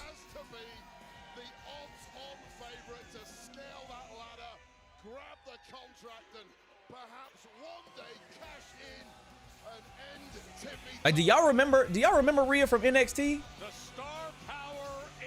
When she beat Shayna Baszler?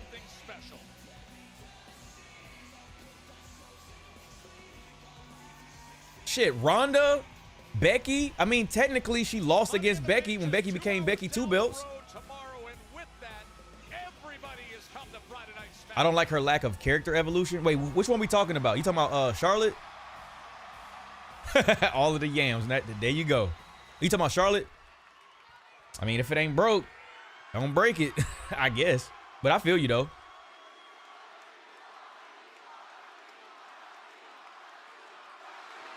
Alexa Bliss. You know, Tiffy, I've never actually been a part of the Money in the Bank match before because you was always champion. The fact is, I never had to. She was always champion. So I don't know what it feels like to win that contract like you do, but I do know what it feels like to be a champion. That's a fact. And I miss that feeling.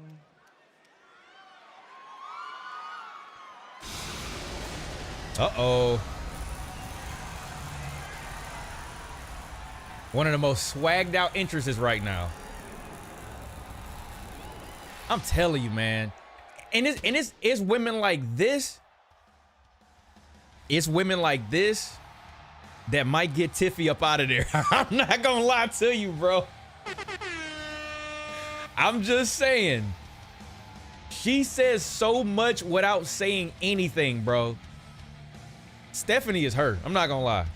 And I like Tiffany Stratton. Don't get me wrong. I was rooting for her. When she was at NXT. But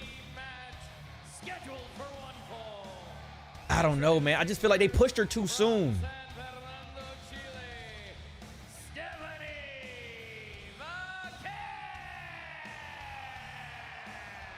Speaking of somebody who knows what it feels like to be a champion, this is Raw's big recent signing.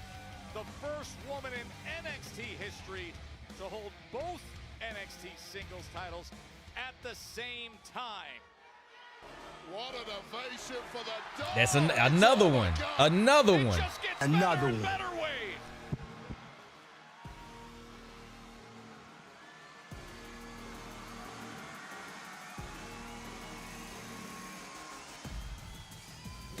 And her tag team partner from Columbus, Ohio. Hey. She from Ohio. Might have to put my Ohio native hat on. Another woman headed to Money in the Bank, the 5-time. That's a literal dark trio. That's a fact. The mysterious and perplexing Alexa Bliss. And this match, That's a fire tag team. A triple. Well, I guess it is a tag team. A 3-woman tag. Stephanie, Rhea, and Alexa Bliss. That's heat. That's heat. I ain't gonna lie to you. That's heat. Charlotte versus Rhea should have happened at WrestleMania this year because of what happened at 5 years ago. Nah. Reason being,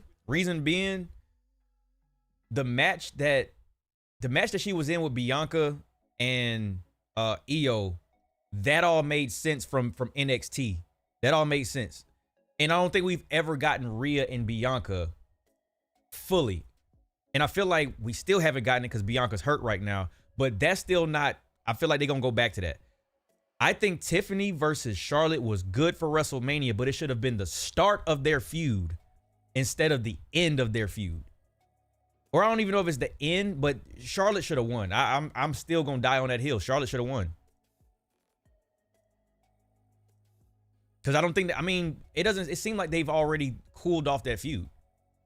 I can't wait for Jade versus Charlotte. Yeah, it's definitely, the writing's on the wall. Because they first saw each other in NXT, I want to say. Yeah.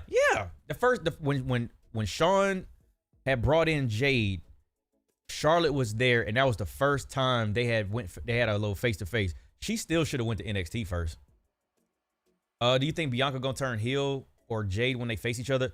I don't know because we still technically don't know the state of Bianca and Jade. I don't know. And also this time that Bianca's been hurt, it could possibly change the story. So I don't know. I know most people was riding with Naomi and Bianca was up to no good, and it was all a work. They were in cahoots, but I don't know. I don't think that Bianca, I mean, the way that they played it out, because Bianca was saying that she hadn't talked to, oh no, Naomi said Bianca didn't respond to anything she was saying. She didn't respond to her texts, calls, none of that. Naomi started threatening her family. So that makes me think, and it could be all a work, who knows? But based off of what they're putting in front of me, it doesn't seem like Bianca's gonna turn heel right now. But I don't know. Bianca versus Jade. See, my thing is Bianca versus Jade is a Mania match. I feel like you need to get the history. And I hate talking about wrestling like this because it sounds so manufactured, but I'll say this. The better match to me would be Bianca versus Jade after they've had time together. After they've been a tag team. They've been tag team champions. They had their match. I think it was like the big three. I want to say it was at WrestleMania. They're going through this feud now. I think letting all of this play out and then creating a storyline to where they have history that they can build off of and then giving them like a Mania match, I'm down for that. Thank you. Geely super chatted $2. Did you see the birthday cake Naomi got for Jade? Nah. No, wait. She got her a birthday cake? What kind of birthday cake? And did the birthday cake have a knife in it? Like a stabbed in knife? I'm almost positive that's a part of whatever birthday cake. Appreciate you for the 2, bro. I would rather wait for that to happen. Keep that match locked. Exactly. She stuck razor blades in it. Oh, okay. I figured it was something like that. I did forget she has the razor blade gimmick now. Wait, was it razor blades like on top of the cake or like inside that you couldn't see? It had 2 razor blades. Because the real sinister thing would be if there was razor blades baked inside the cake and the cake looked normal. Oh, it was inside? Oh, that's fire. I'm not gonna lie, that's fire. That's fire as hell. That's fire as hell. Introducing first from Orlando, Florida, Naomi. Enter 2025's most volatile. I don't think Jade and Bianca should have been a tag so soon. They should have kept them separate shows for a while. Then somehow bring them together, especially since it's what the fans wanted. I feel you on that, but I think putting them in a tag team was the smartest thing, and here's why. Here's why. I feel like Jade was going to get exposed for how green she was in the ring, but if you pair her with Bianca, that's going to help a little bit. But also the fact that the fans wanted them in the same ecosystem in some type of way. If you're not going to put them against each other, have them next to each other. Because otherwise you would have just been getting a bunch of, oh, I can't wait for Naomi, or not Naomi. I can't wait for Bianca versus Jade. Oh, I want to see Jade versus Bianca. So at that point, you kind of like kill the noise a little bit. But also, I think the biggest thing for me is you mask how green Jade was. She's getting better. So I feel like that helped out. Yo, Tony, what's good with you, fam? Welcome in, bro. Thank you. Welcome in. I'm gonna get some more audio once the entrances are over. So Naomi just came in. Roxanne, she's in the ring now. And then I think, who is it? Giulia? Is Giulia the last one? I can't remember who's the last and the third. We should get Bianca versus Naomi before Jade versus Bianca. Oh, for sure. For sure. I agree with that. I absolutely agree with that. Because right now the story is heating up between Bianca and Naomi. So yeah, absolutely. Yo, Hunter, what's good, fam? I agree with you, Mike. Should have been NXT. Man, she would have, man. Listen, if she came in NXT first. Melanie L. Rothschild X1, I'm ready for this match. Who do you think is winning? I think Rhea Ripley. Oh, it's 3v3, unless you're talking about Money in the Bank tomorrow. I probably won't make a predictions video, y'all. I'll probably just go live early before the show and then make my predictions. Because I'm gonna be honest with you, it's kind of I don't feel like making prediction videos really does anything for this channel. So if you want to hear my predictions, just tune in tomorrow. We'll be going live earlier before Money in the Bank. And then I'll give y'all my predictions at the beginning of the show. But yeah, I think that if she would have went to NXT, man, she would have had a good run down there.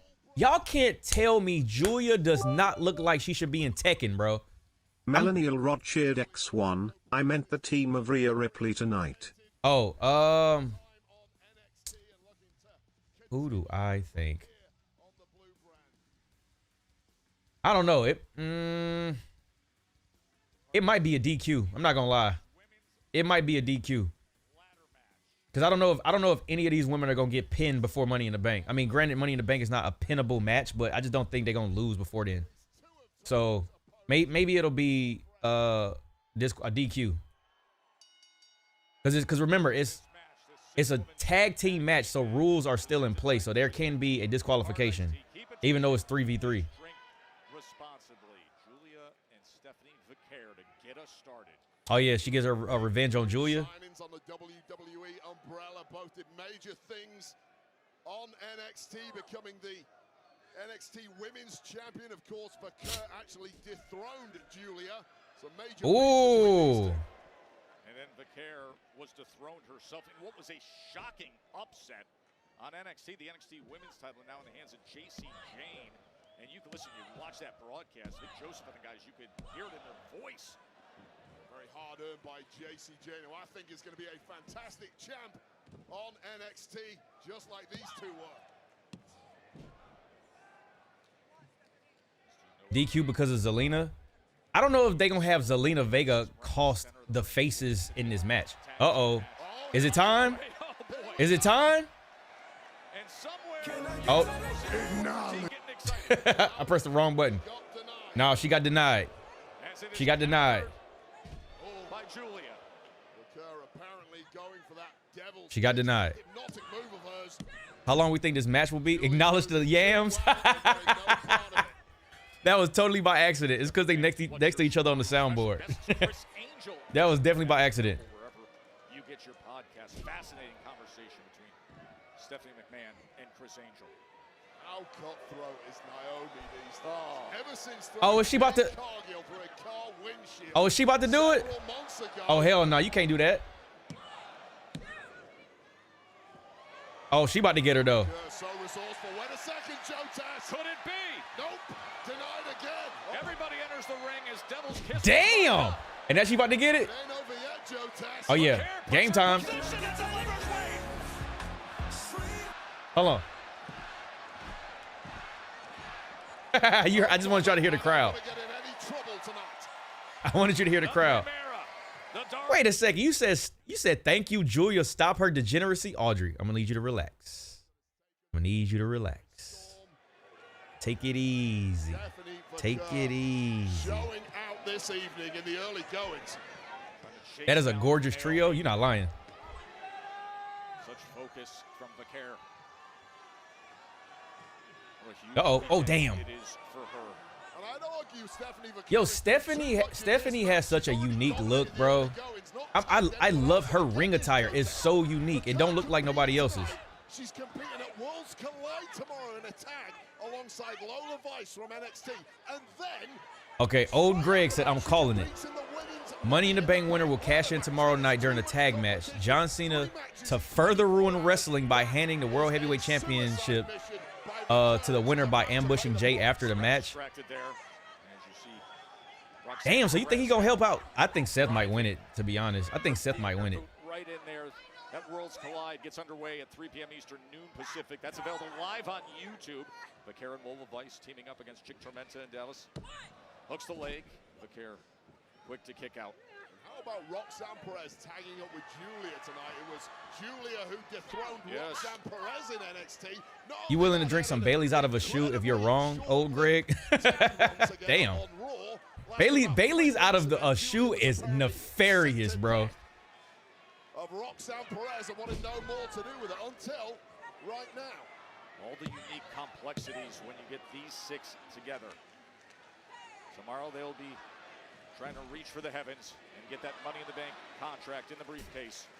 Oh yeah, Rhea hadn't been in the match yet. Personalities all with two things in common. A, they are all world class, and B, they all have massive, massive goals, which includes winning I thought someone was wrong with the fan. Melanie Rothschild X1, I'm tired but I'm trying to stay up. I'm eating flaming hot Cheetos mac and cheese. Damn, flaming hot Cheetos mac and cheese? Where's that from? Sound like something from Taco Bell. Neutralizing that danger immediately is the astoundingly good Alexa Bliss. Okay. Alexa Bliss, Money in the Y'all, I didn't realize how much I missed Alexa Bliss until she came back. Outstanding return. Melanie Rothschild X1, it's from Walmart. Oh, really? I didn't even know Walmart had that. Spoken too loudly about goals, but clearly getting back. Oh! Championship picture is part of it for Miss Bliss. Off the apron, and then Perez turns her right into the steel steps. 6-woman tag team action.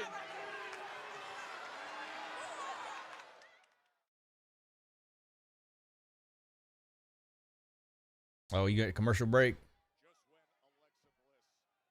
Could be my OH bias though. I mean, I got my LeBron James family. Well, it's not really LeBron James. It's from Ilthy. It's the clothing brand up in Ohio, up in Cleveland.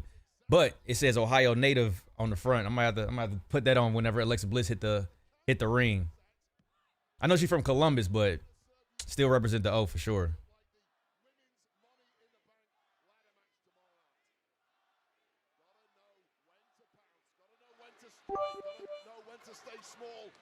Melanie That cameraman is up X1. in that, bro. My name is Jeff. Yo, cameraman was up in Naomi's ass just now. Oh, he was all in there. I know he wasn't doing it on purpose, but that was hilarious. They had to cut away real quick.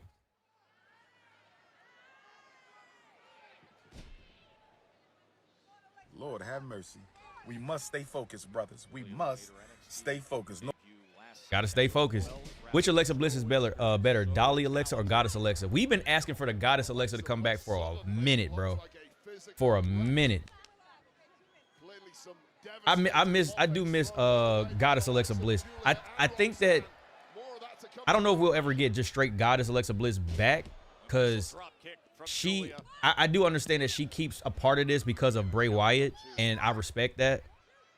I think she's probably she might be like a hybrid of the two, maybe, but I don't know if we go all the way back to straight Goddess Alexa Bliss. And it's mainly because of the Bray Wyatt. And she said, I think this is the most, she said this is the most fun she's had playing that character. So she's not fully like unhinged Alexa Bliss with the like the overall dress or whatever. So it's a hybrid of the two. I can't wait for Goddess Alexa to return. I don't know if we'll get it. I don't know. I'm not gonna say no, but I don't know.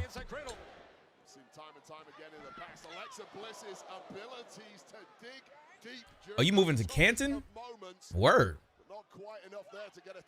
Word, bro. Going to the Hall of Fame?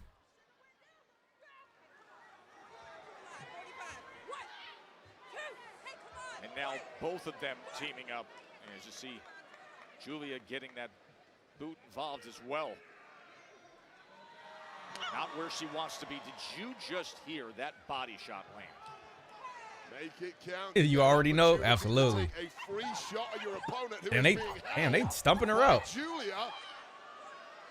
So much this referee has to keep an eye on. She cannot possibly. Bro, that cameraman.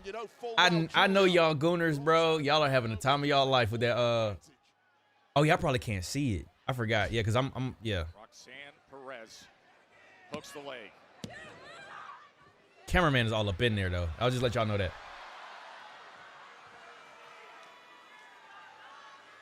Naomi, Roxanne, Perez, and Giulia are getting the best of Alexa Bliss right now in the midst of this 6-woman tag team match the night before Money in the Bank, when all 6 of these women will be down the road in LA competing for the briefcase. And for Bliss, it'll be her 4th Money in the Bank ladder match of her career, having previously been a winner. I'll tell you right now, her hopes of winning tomorrow night are fading by the second. I agree, Wade. Thanks to this volley of abuse, Alexa Bliss is being forced to absorb, but there we go. Just getting out of the way. Roll into the buckle. Naomi eats it, and can Bliss get a tag? How smart was that by Naomi? Oh, nope. Naomi eliminating one of the options. She is desperate to reach that outstretched arm of Rhea Ripley, and perhaps with the DDT, there's an opportunity to do just that. Rhea getting the tag in. Hot tag. There we go. Here she is. That boy said he's a mommy's boy. How do you get a VPN? Because I be thinking that that's a virus. No, so ironically, the way I got my VPN is through a virus protection software. Melaniel Rothschild X1, I think Cena going to win tomorrow, and I know I will get hate from my family for it. Oh man, no. So your family don't like John Cena? Uh-oh, Russian leg sweep? Oh, hell no. Brilliant look at Rhea Ripley. Give Roxanne. Nah, you shouldn't get no hate for it. Not now, not here. Technique simply doesn't work against someone as powerful as Mammy. Uh-oh. Oh, hey, shout out to Damian Priest. Shout out to the Terror Twins. Look at Kinshasa. Looking to close it out, and Naomi breaks. He was waiting for his moment. That's a fact. You want to be the one who scores the pin for your team, build that momentum, put the fear into tomorrow night's opponents. Wait up. Melaniel Rothschild X1, they don't, but I do see them my favorite. DDT on Giulia. Keep your eyes peeled. They don't, but I do. Cena's my favorite. Hey. Gotta throw up them Cena gang signs. Uh-oh. Riptide. Another. Oh, no. Oh, bro, she sold the hell out of that.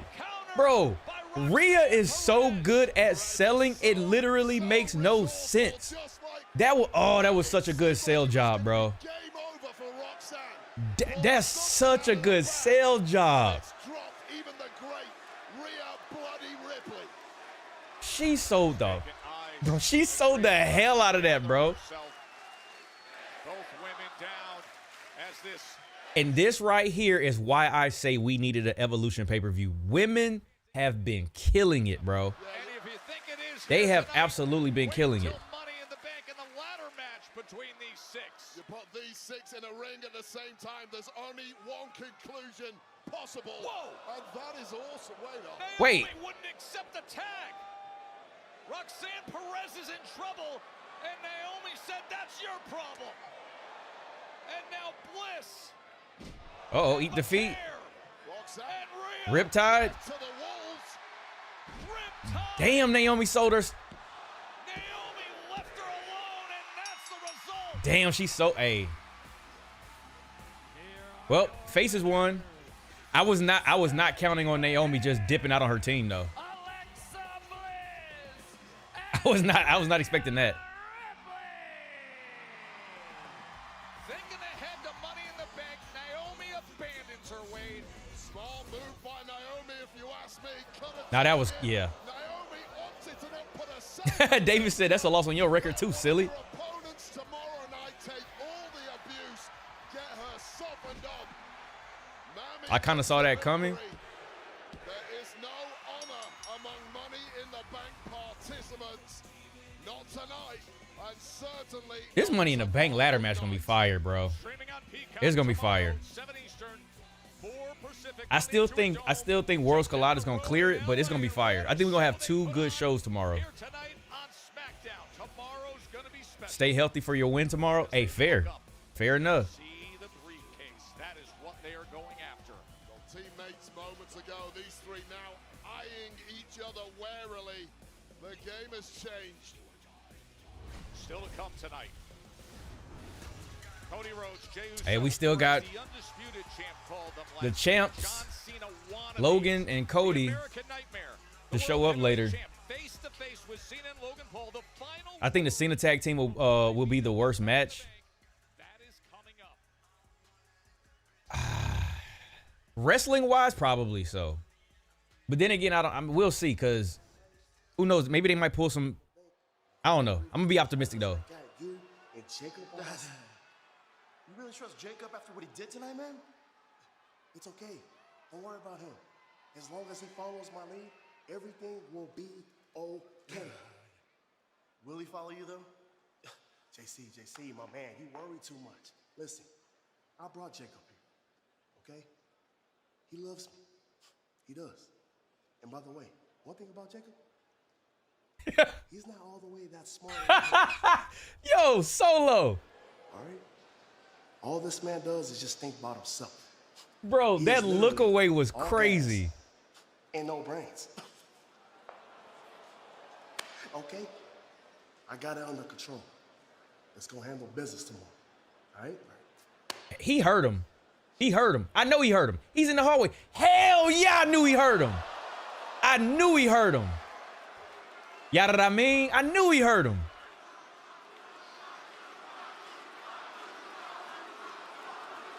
The writing is on the wall. I knew it, man. All right, y'all. I'm matter of fact, let me play some music real quick. Or actually, this might be good. I'm gonna use the bathroom real quick. I'll be right back, y'all.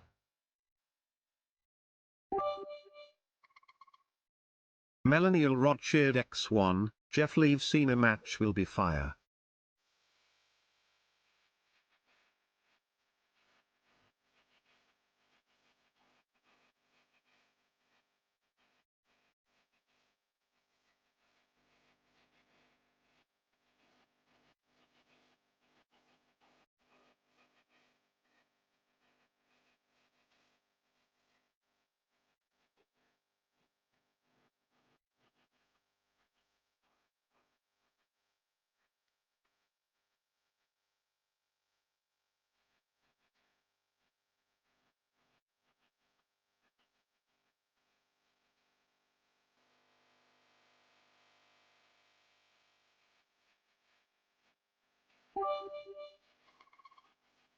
Melanie Rod cheered X1, hi chair Darius what's up?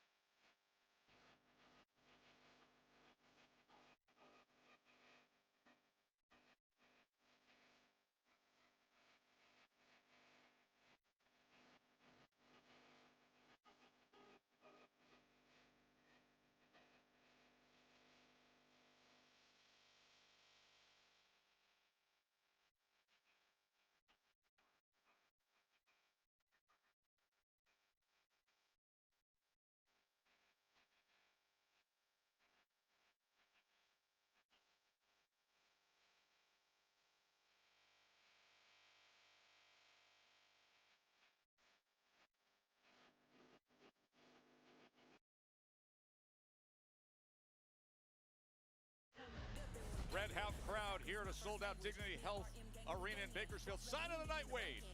Cody Rhodes will be up later on tonight, face-to-face with John Cena. I love Solo. I don't know if Jacob Fatu feels the same way. All gas, no brakes, rather you than me. Yeet, Jey Uso likely to be...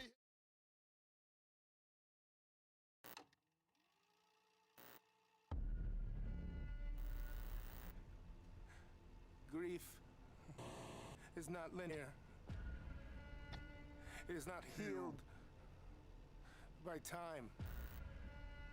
It is a festering wound that is continually being ripped open by an echo of a presence that is no more. You don't forget. You can only accept that which cannot be changed.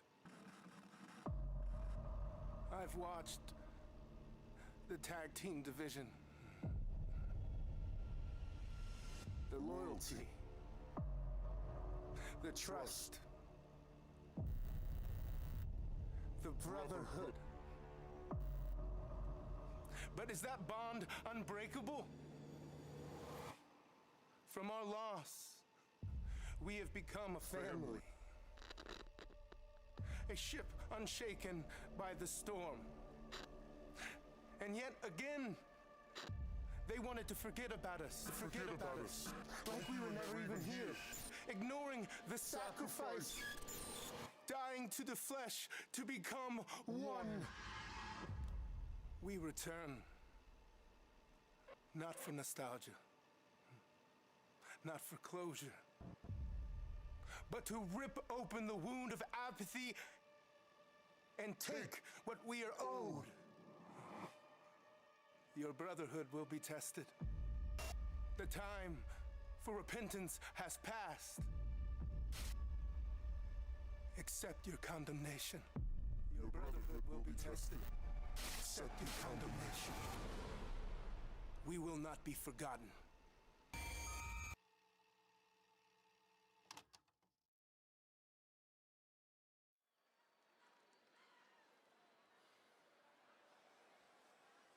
Well, I don't like that. That sucks. Listen, as the two guys who built this tag team division, there is no reason for us to take the fall.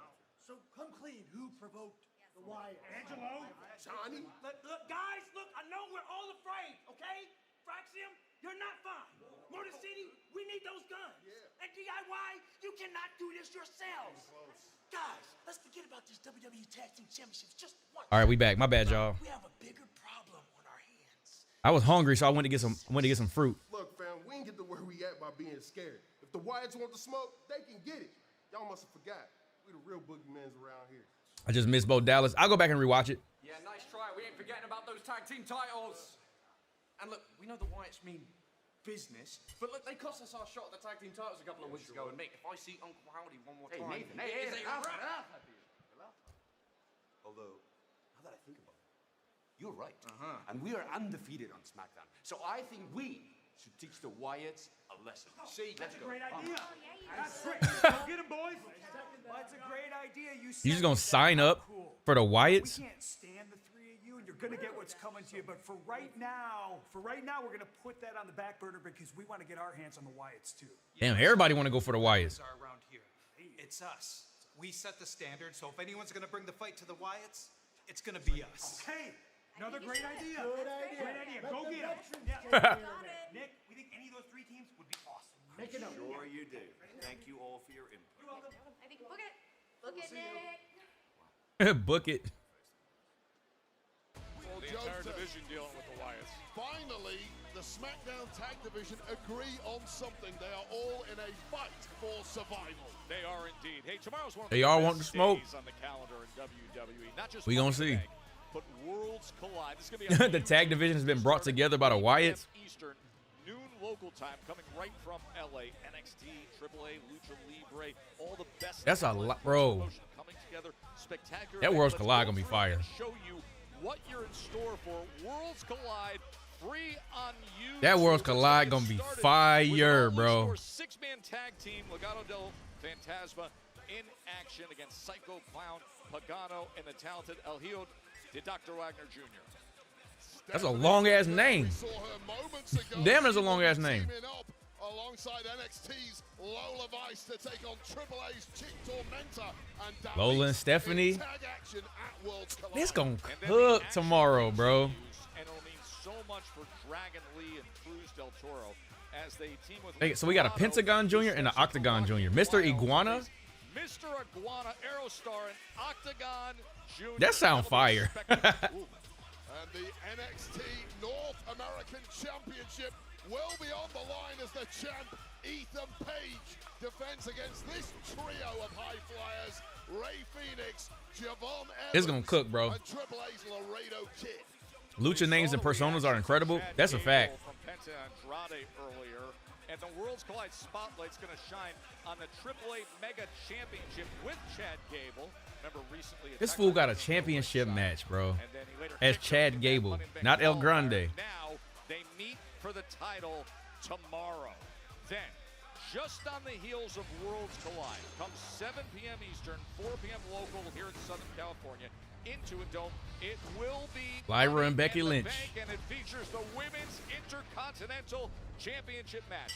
Lyra Valkyria says Becky Lynch has made it far too personal. The man says when she wins, she demands that Lyra raises Lynch's hand. Intercontinental Championship tomorrow. And Rhea Bloody Ripley got the bragging rights moments ago here on SmackDown. Will it be deja vu tomorrow as she competes against Vaquer, Bliss, Naomi? Yo, Stephanie pulling double duty. Damn. Is it gonna be in the same? Is it gonna be in the same arena? Her match gonna have to go on early. Her and well, nah. Shit, Chad is going. Damn, Chad pulling double duty too. Melaniel Rodchard X1, I can't wait for tomorrow. I can't either, man. Tomorrow's gonna be too fire.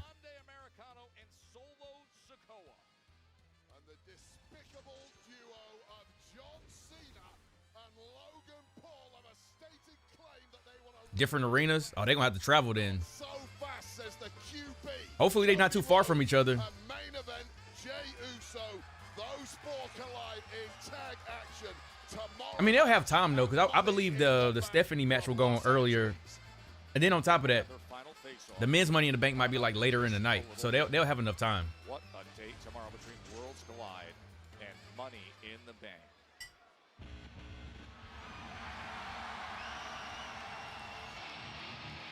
We got Penta. Oh yeah, because they did say they was going him and Andrade. Cero, Miedo. I wish they could, man. I wish they could have the other. I wish they could have the other like voice that they had from AEW, and I think it was either I think it was in Lucha Underground too.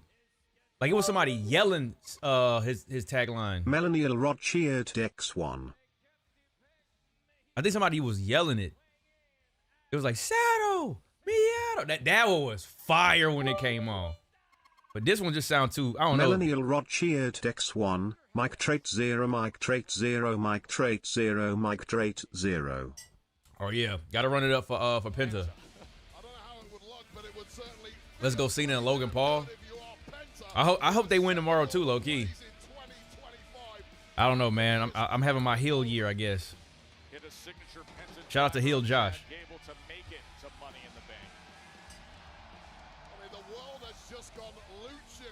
Better eat good tomorrow. I think I'm gonna go. I didn't get to go last week. I think I'm gonna go to my favorite sushi spot tomorrow. Take my mom there. I don't even know if my mom has ever had like raw sushi. Probably not. Would you eating lobster? Nah. This melon, bro. Eating some fruit. So I don't eat candy. So like if I want something sweet, I usually just get like an apple, orange, or some watermelon or something. Melaniel Rodchard X1, I'm not a big fan of sushi. I love sushi. Sushi, sashimi, nigiri. Listen. Like I go to this sushi spot so much. I have like, so when you're a VIP at the sushi spot, shout out to my boy Johnny for putting me on game. But when you're a VIP at the sushi spot, you get your own special chopsticks. So when you come into the sushi spot, they hand you your own chopsticks. I don't know if any of y'all have ever seen on my Instagram story where I posted a chopsticks, like this, a chopsticks case, and it has Mike Tyson on it. Those are my VIP chopsticks at the sushi spot. Absolutely love it, man. Absolutely love it.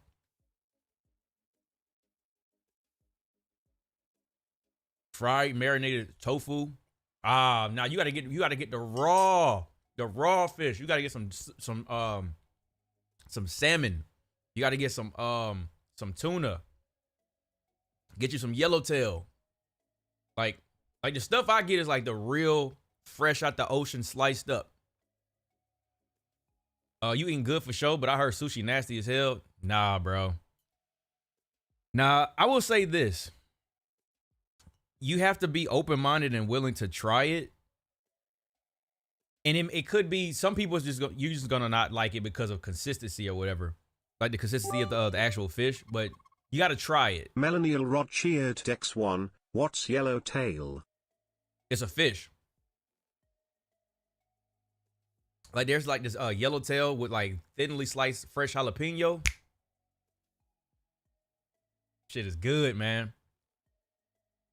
Nah, sushi is amazing. Just don't ask what it is sometimes. Yo, does anybody eat calamari? Calamari's good as hell too. Just don't eat calamari and watch Squidward. If you know, you know. I love sushi. Oh shoot. Got a seed? Oh no. Can't tell. You said you love sushi but hate lobster? Lobster pretty good, man. Lobster is expensive as all hell because of the amount that you get is not a lot for how much you have to pay for it. But there was this what was this Maine lobster, I want to say is the spot.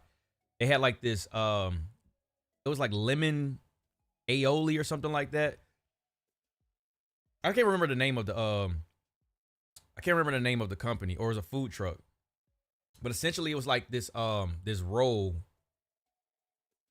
But they sliced it open and they put like lobster in it. And then they put some type of like aioli sauce or something on the top. Bussin'. Only thing about it was it just wasn't enough food, bro. Wasn't enough food. It became a lot more popular in London. Wait, what did? Oh, our supermarket has a sushi restaurant built in. My daughter loves it. Oh, that's fire. That's fire. yeah. Don't eat sushi. Not sushi, but calamari and watch Squidward. Might ruin your experience. That watermelon was good.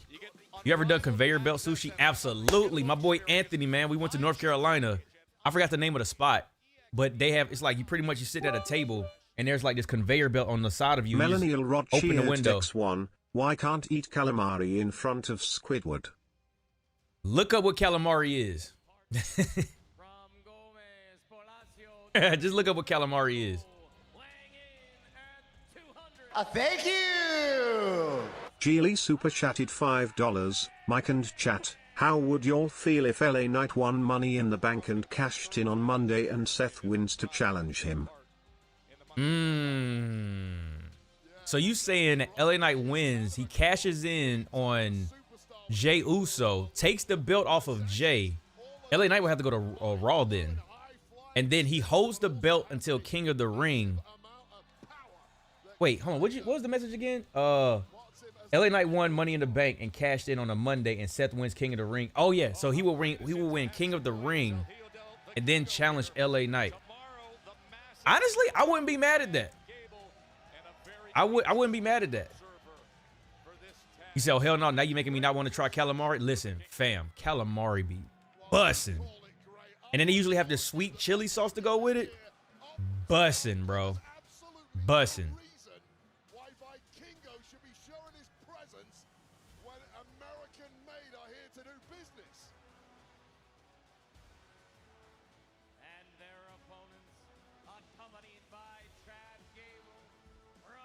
You said yellowtail.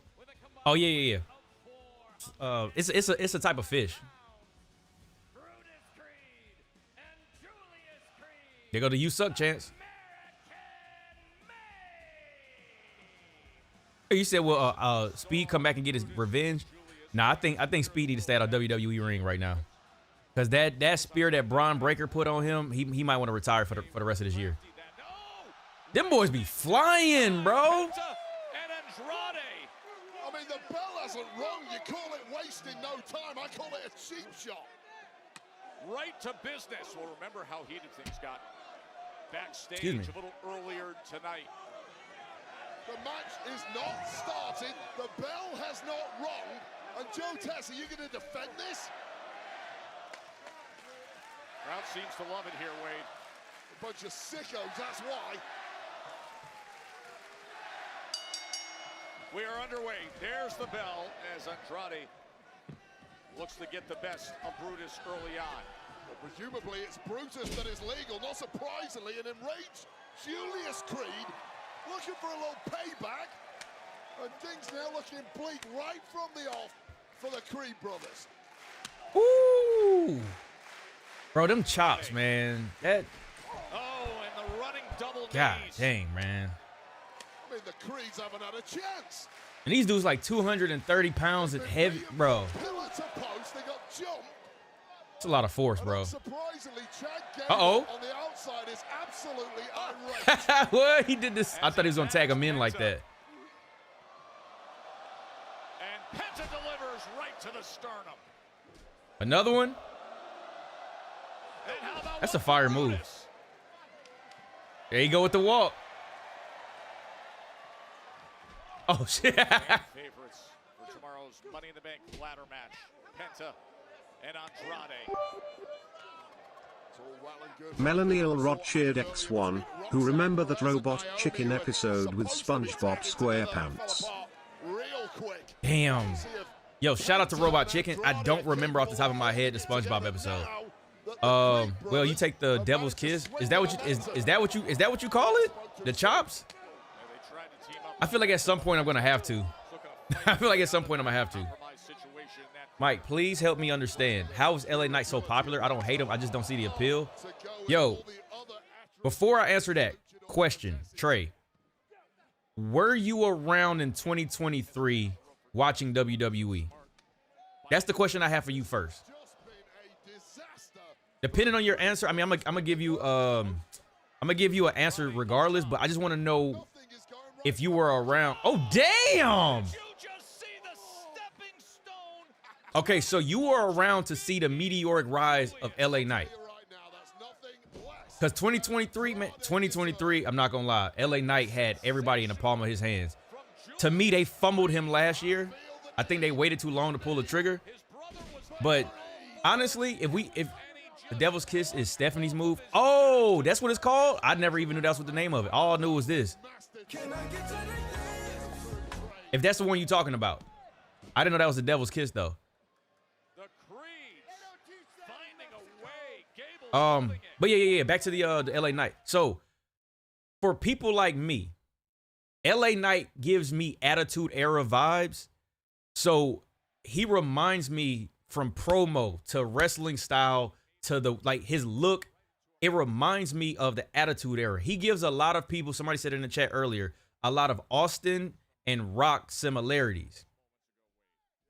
So that's really kind of it's that, and it kind of gives you like the not LA Knight, the Rock and Austin, the Attitude Era, that style promo, the way that like he literally became a sensation just off of just charisma and just being himself, and it just gave us a feel of that. So that's I mean, for me, I'll speak for me. For me, that's what did it for me. Austin and Rock have more aura than LA Knight. Okay. All right, here we go. Here we go. Number one, Austin and Rock were in a whole different time period. I hate I even got to do this, bro. I got to do this. I literally just said he reminded us of Austin and Rock. Here you go, comparing him one-to-one. That is not what we're doing. Nobody today gives us that feeling of Austin and Rock like LA Knight. Nobody else did that. That's why we are in, like, when it comes to LA Knight, he gives us that vibe and that feeling that we don't see today. I didn't say that he was just like The Rock and just like Austin. So the fact that you even compare, see, that's what you got to stop doing that shit. The fact that you said Austin and Rock have more aura than LA Knight, bro, they're legends, of course. And we're looking at finalized products. LA Knight is still early in his career. Well, his WWE career, not his career overall. He's been wrestling for over 20 years, but his WWE career. So, like, why even ask me if you're going to go ahead and just and make your, like, don't ask me the question about what's the appeal, and then I tell you that, and then you say, oh, well, Austin and Rock have way more. Like, duh. Like, duh. You talking about two legends, bro. LA Knight is LA Knight, point blank, period. Yeah, I knew it was going to take a while for people to get over the comparisons, but we do that with everybody. Oh, this person reminds me of this person. Oh, this person reminds me of that person. Like, of course, like, we're going to initially look at somebody and we're going to see who they remind us of, but eventually they become their own person. Because let me remind you, Austin and Rock were not who they were as soon as they came to WWE. Rocky Die was a thing. If you don't believe me, go back and look. Austin as the ringmaster was nothing like Stone Cold Steve Austin. Go back and look. Exactly. He was Eli Drake. If you don't know about Eli Drake, go look that up. Because that was LA Knight when he was in TNA, Impact. He wrestled, he had a long ass career before he got to WWE. Absolutely. Absolutely. Stunning Steve. Bro, what was the what was that tag team he was in when he had long hair? I can't even remember. Because Austin didn't get it right on the first go. But after that Austin 316 promo when he won against Jake the Snake, that made him a made man. Exactly. Kane was Isaac Yankem. And he was Fake Diesel. Hollywood Blondes. You know ball. You know ball. But bro, Kane was Fake Diesel. like sometimes it just take people a minute to get themselves right, bro. And also you gotta be open to, like, you gotta be open-minded. Red Dominique cheered X1, wasn't LA Knight a manager for a long time before he was a wrestler? I don't know. I don't remember. I honestly don't remember. I know that he was security at one point. I do remember he was security for Kevin Nash when Kevin Nash and CM Punk had a promo.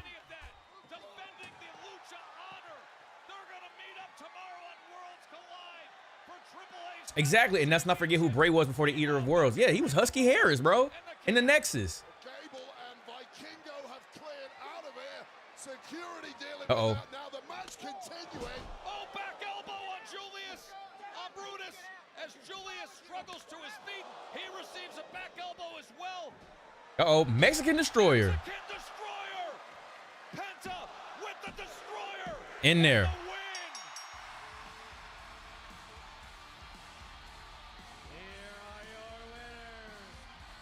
Yo, Andrade and Penta is actually a fire tag team, bro. Bro, I have not seen that. That word be used in a while. I hope that Dastardly Americano gets unmasked tomorrow. That's hilarious, bro. Oh shit, that Seth's popping up. That song goes so hard. Bro. What's the sauce you use for calamari? It's like this sweet, it's like some type of chili sauce. Amazing. But it also depends on where you eat or where you get it from. Because the sushi spot up here has it. It's good as hell. He, of course, is in the Money in the Bank matchup with Seth Rollins tomorrow, as are these two. And things suddenly, oh, here we go. To you said it was yellow. Bro, just Google it. Just Google Yellowtail.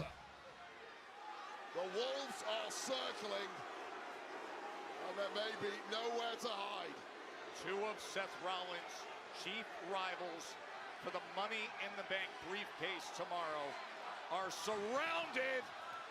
You know one of them was going to be missing. Bronson Reed and Braun Breaker got the numbers game. trying to get the best of Penta and Andrade, Wade. Well, the mission is clear. It's a combination of intimidation. That man is trying to take out everybody in the match. Field for Seth freaking Rollins, and Paul Heyman has had a major masterstroke putting this game plan together. Oh, this is more than softening up. Look at Braun Breaker go as he spears Andrade. Jared, yo. Jared said, send him in, Seth. From the 300-pound Audrey, you turning into and a stomp attempt. you turning into I Show Speed? And one for Penta. This is how he wants to go about his business now. It's about stacking the deck. It's about guaranteeing. I don't know who. I want to know who made this custom chain for Seth Rollins, bro. I gotta give me a Seth Rollins t-shirt. I don't know why I don't have one. Oh, yes, I do. They didn't even have that many options at one point for Seth Rollins, which is stupid. How did? Oh no, come on, bro. Not a tsunami before Money in the Bank.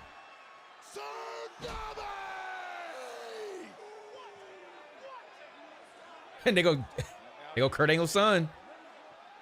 He moving like a rapper. I'm telling you, man. You got the Cuban with the custom. That's a fire chain, though. That's a fire chain. I'm not even mad at it. Let me see what Seth Rollins shirts they got. I'm not gonna buy nothing because I need to do better with just buying shit. But I do need to at least have one Seth Rollins shirt in my collection. Let's see what WWE shop got. Seth's about to get packed up tomorrow. I think Seth might win.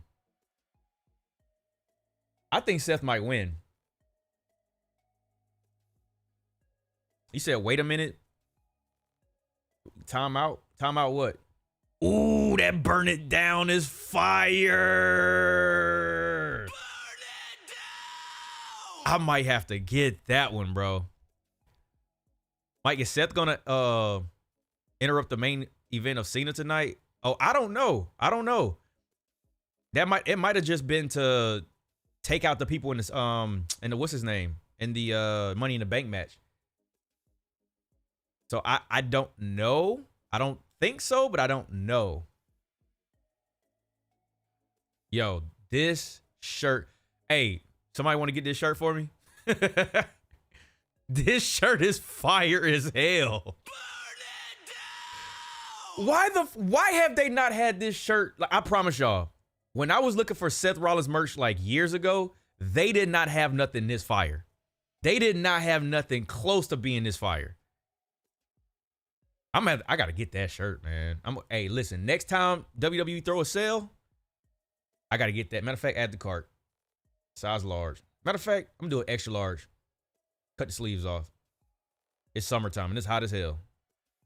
That shit, yes, bro. That shirt fire as hell. I promise y'all, I was looking for the only other shirt that I saw. It was like Seth Rollins, but it was in like rainbow colors. That was the last time I looked at the Seth Rollins shirt, and I was like, bro, I don't want this shirt. Like, I had my J Balvin Jordan 1s, and it was like rainbow color like that, but I ended up selling those. So if I didn't have anything to go with that shirt, it would just be, it wouldn't go with anything. But that one, again, they don't have that many options. Why do they not have more options for Seth? This tank is kind of fire, though.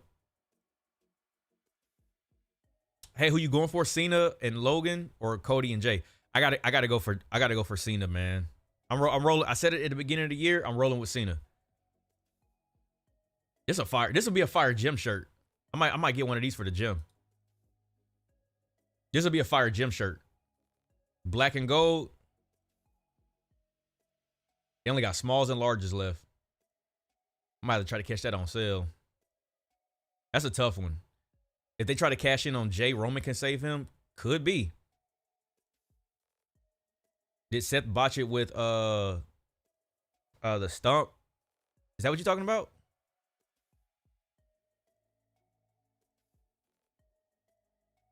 That burn it down shirt. It's gotta be new. This gotta be new. That shirt is too fire. All right, we back, y'all.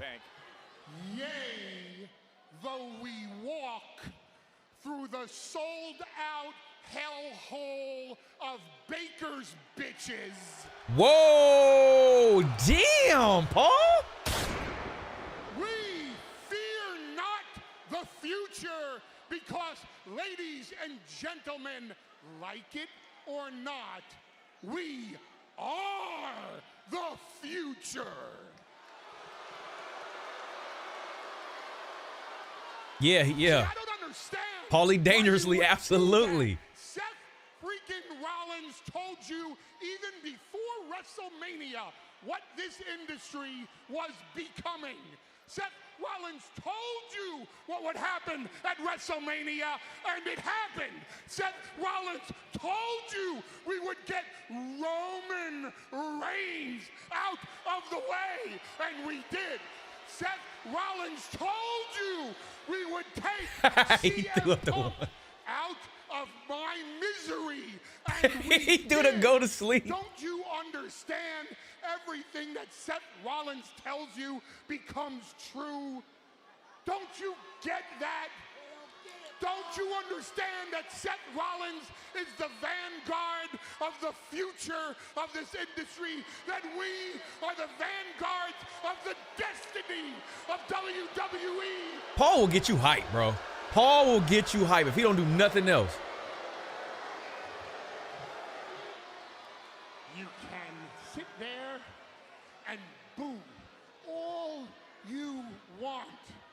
Tomorrow night, Seth freaking Rollins becomes once again Mr. Money in the Bank. Almost, what, 10 years later?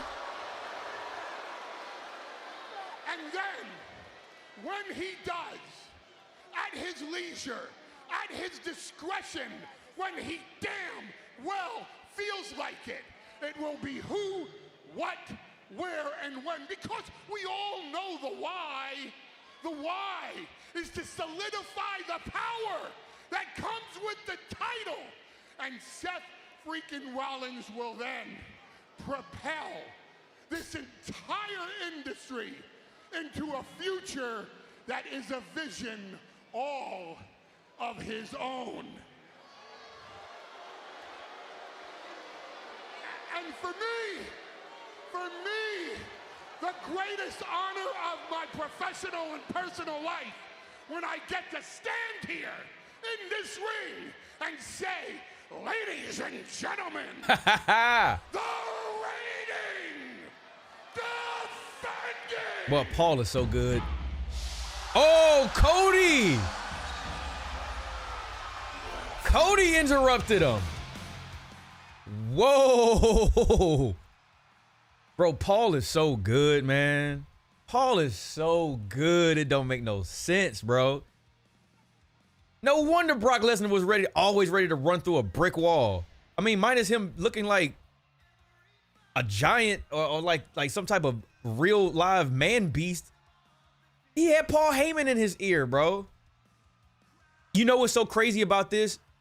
Let me remind y'all of something. WrestleMania 38.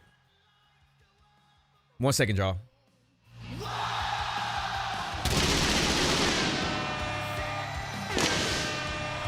Had to.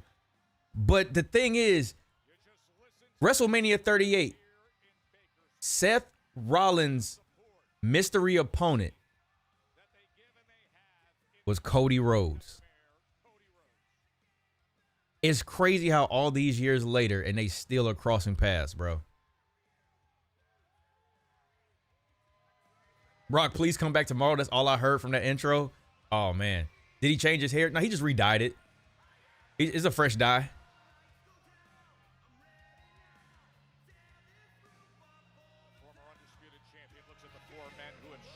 Probably had Brandy come through with a comb and some.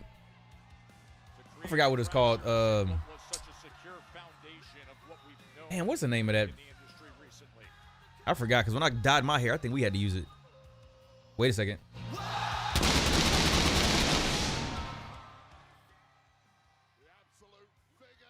Cody changed his hair. Is more platinum and less yellow blonde. Oh, that boy went Cisco? Peroxide? No, it's a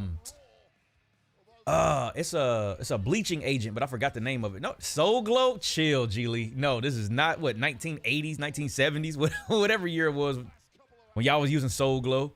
Cody Homelander Rhodes.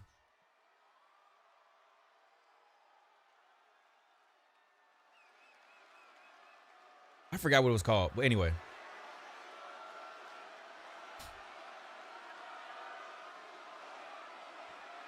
Jeff. No. No. And I know you cracking up right now hearing me say that. No. No, bro.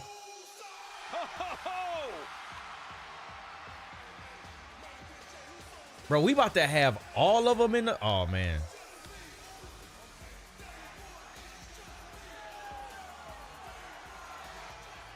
I wonder if they raise the prices on these seats. Bro, Jay is for the people, bro. He the new people's champ. I'm sorry. Jay is the new people's champ. In Southern California. He's the new people's champ, yo.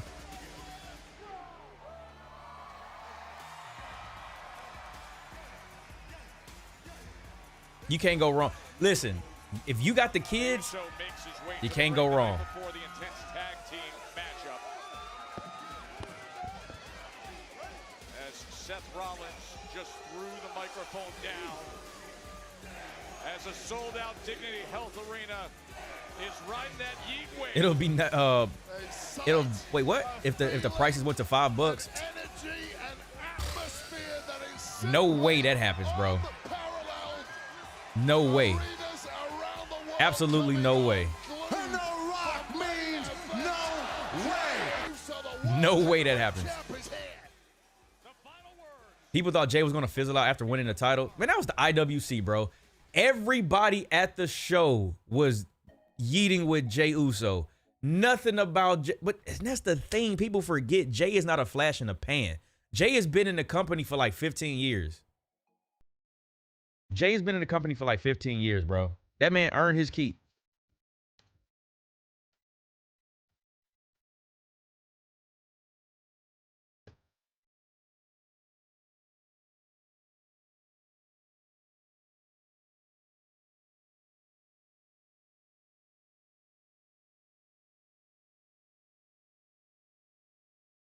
Took my daughter to Raw. It was $400 a person for 15th row.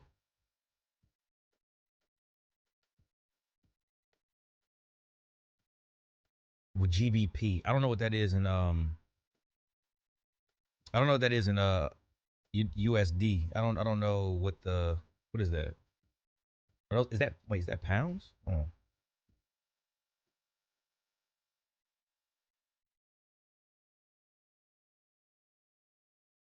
Damn, 541? Yeah.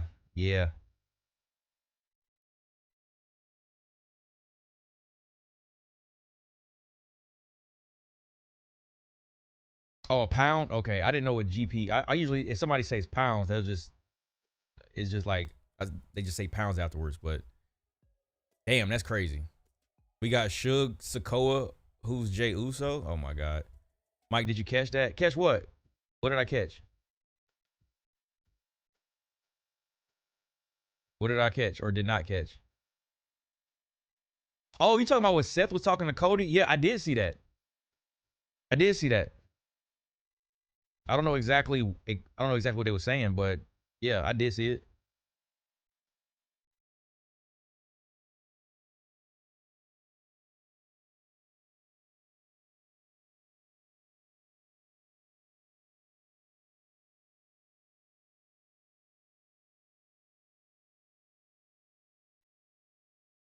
Enemy of my enemy type situation? Nah.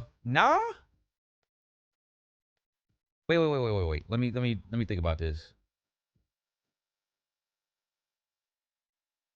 I don't think it would be an enemy of my enemy type situation, because who's technically his enemy or Cody's enemy? That would be Seth's enemy. Cena? You think they talking about Cena?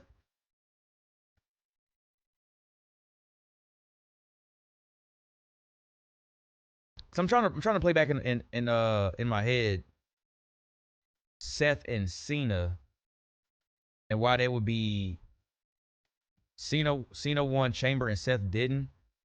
Well, fair, but you got to remember Seth actually helped Cena win. Because his beef was with CM Punk. He curb stomped Cena, not Seth Rollins. He curb stomped John Cena. CM Punk to help him. Oh, they bounced out.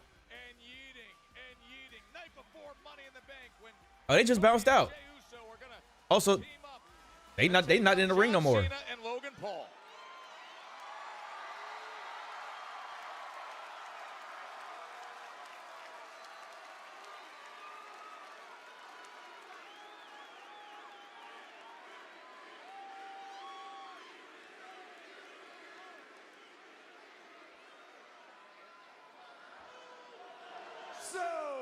Bakersfield.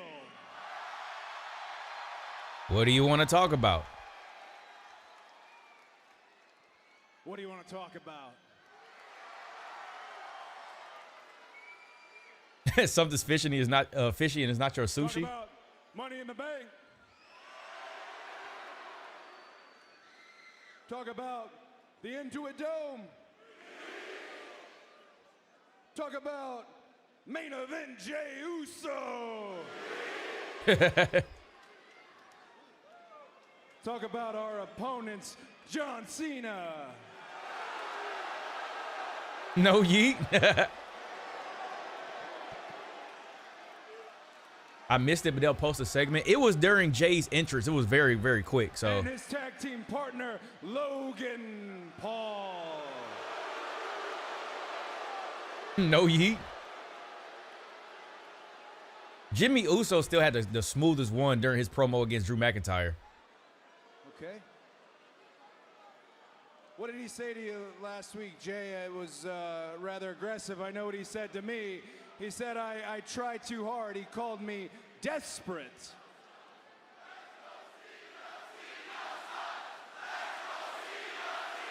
They still getting that off.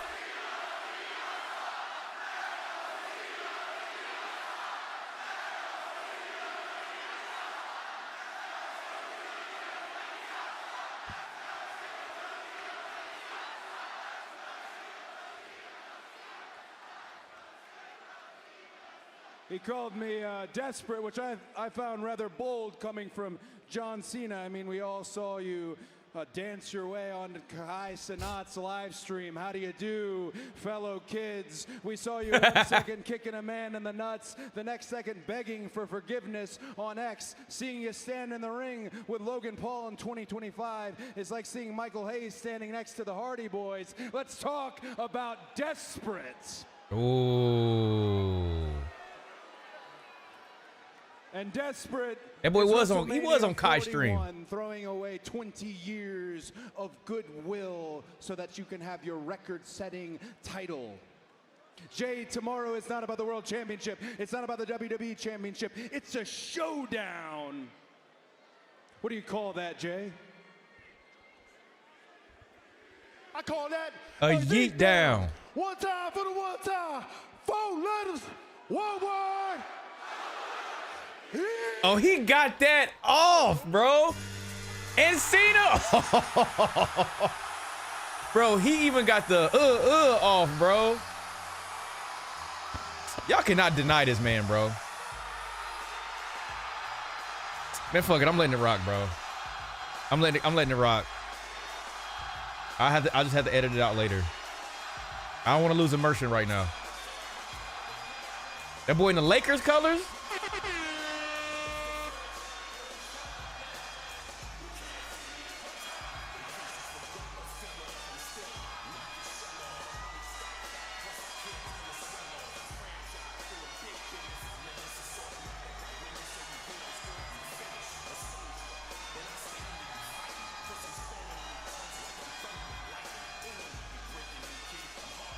Man, This, I'm not gonna lie, y'all. I know some people don't really which I don't understand it, because it's like, what are you watching it for? Are you watching it to dissect everything, or are you watching it to enjoy the moments? This Cena's heel run has been interesting because it's been so opposite of what everybody has ever. It's been so opposite of what you're used to when it comes to John Cena.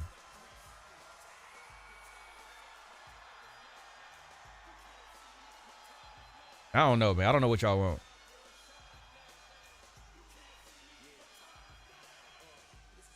They get nothing.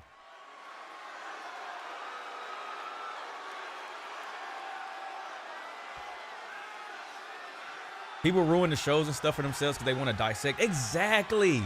Just watch the damn show. Stop trying to be a content creator if you're not a content creator, bro. Just enjoy the damn show. These are good moments.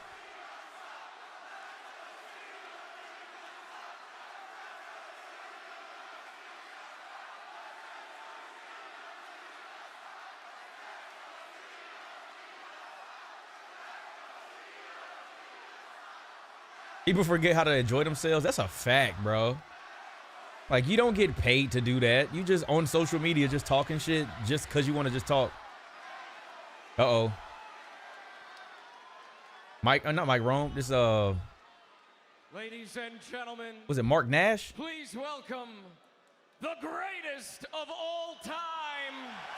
Bro, this. The never seen 17. That shit's so hard, bro.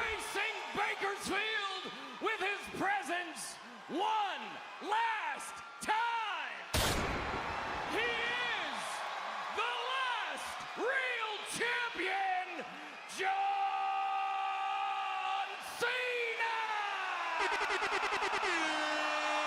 Yeah. Bro. Oh, This. Logan Paul.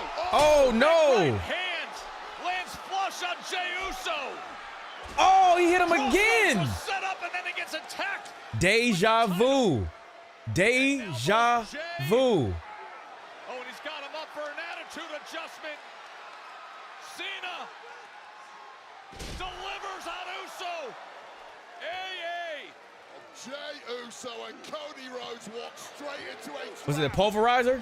Oh no! The pulverizer. That's a fire move.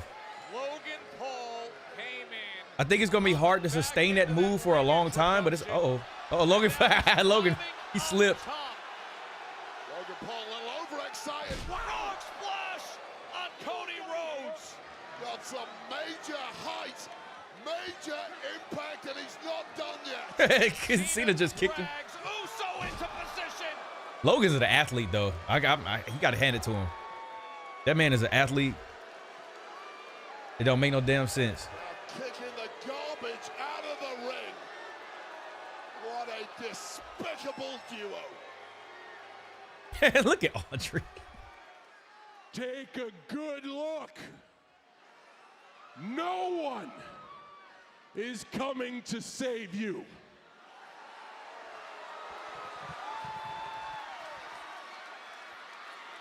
I've been telling you this for a half of a year.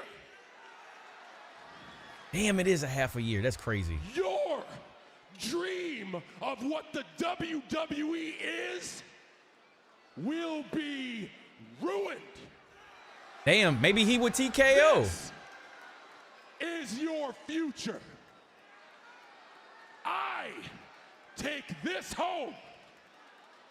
He takes that to the top. Wow. I just want to ruin wrestling. I'm going to make a YouTuber the champion. The last real champion and the moment maker. The one of one. The inevitable. Is he Thanos? Future face of the WWE.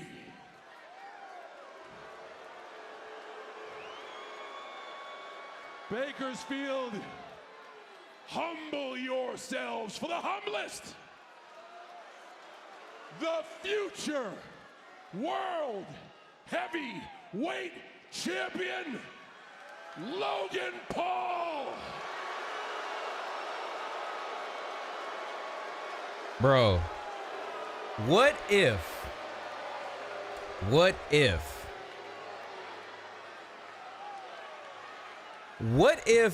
all of this stuff with TKO, what if all this stuff with TKO, the way the company's going, is somewhat rooted in what Cena was saying about ruining wrestling? This is just a what if. Another AA? And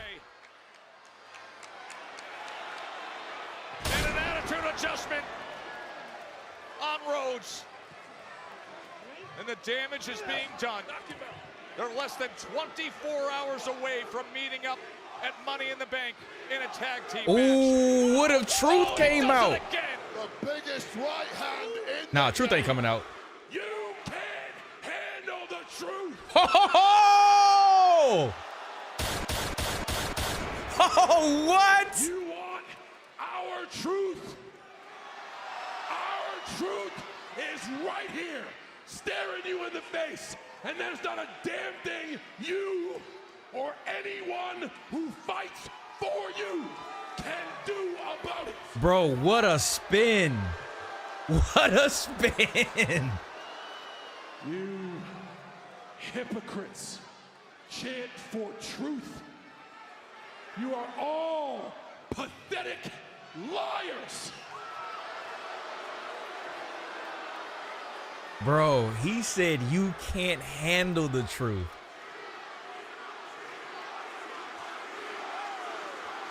Bro, if Truth came out right now, oh my God. You want to talk about a pop? This is why you're losers. Take a good look, because it's my last time here in Bakersfield.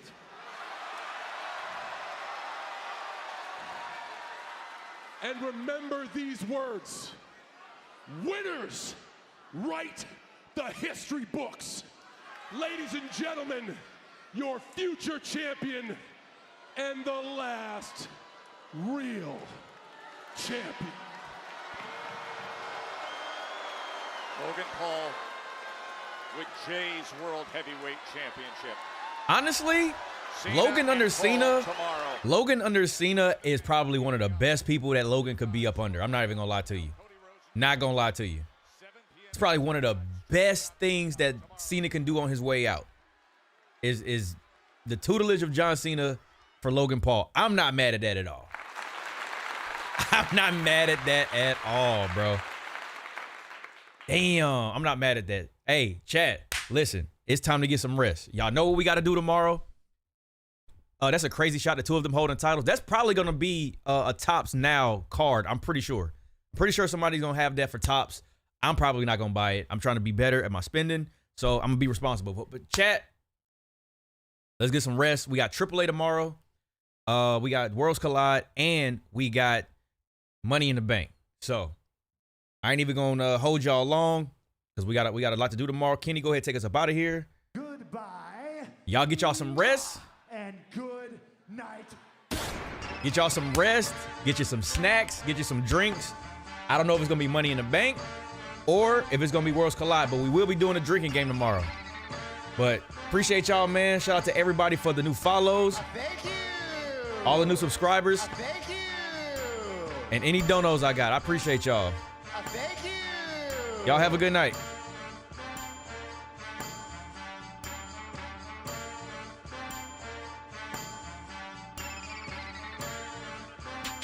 Acknowledge me.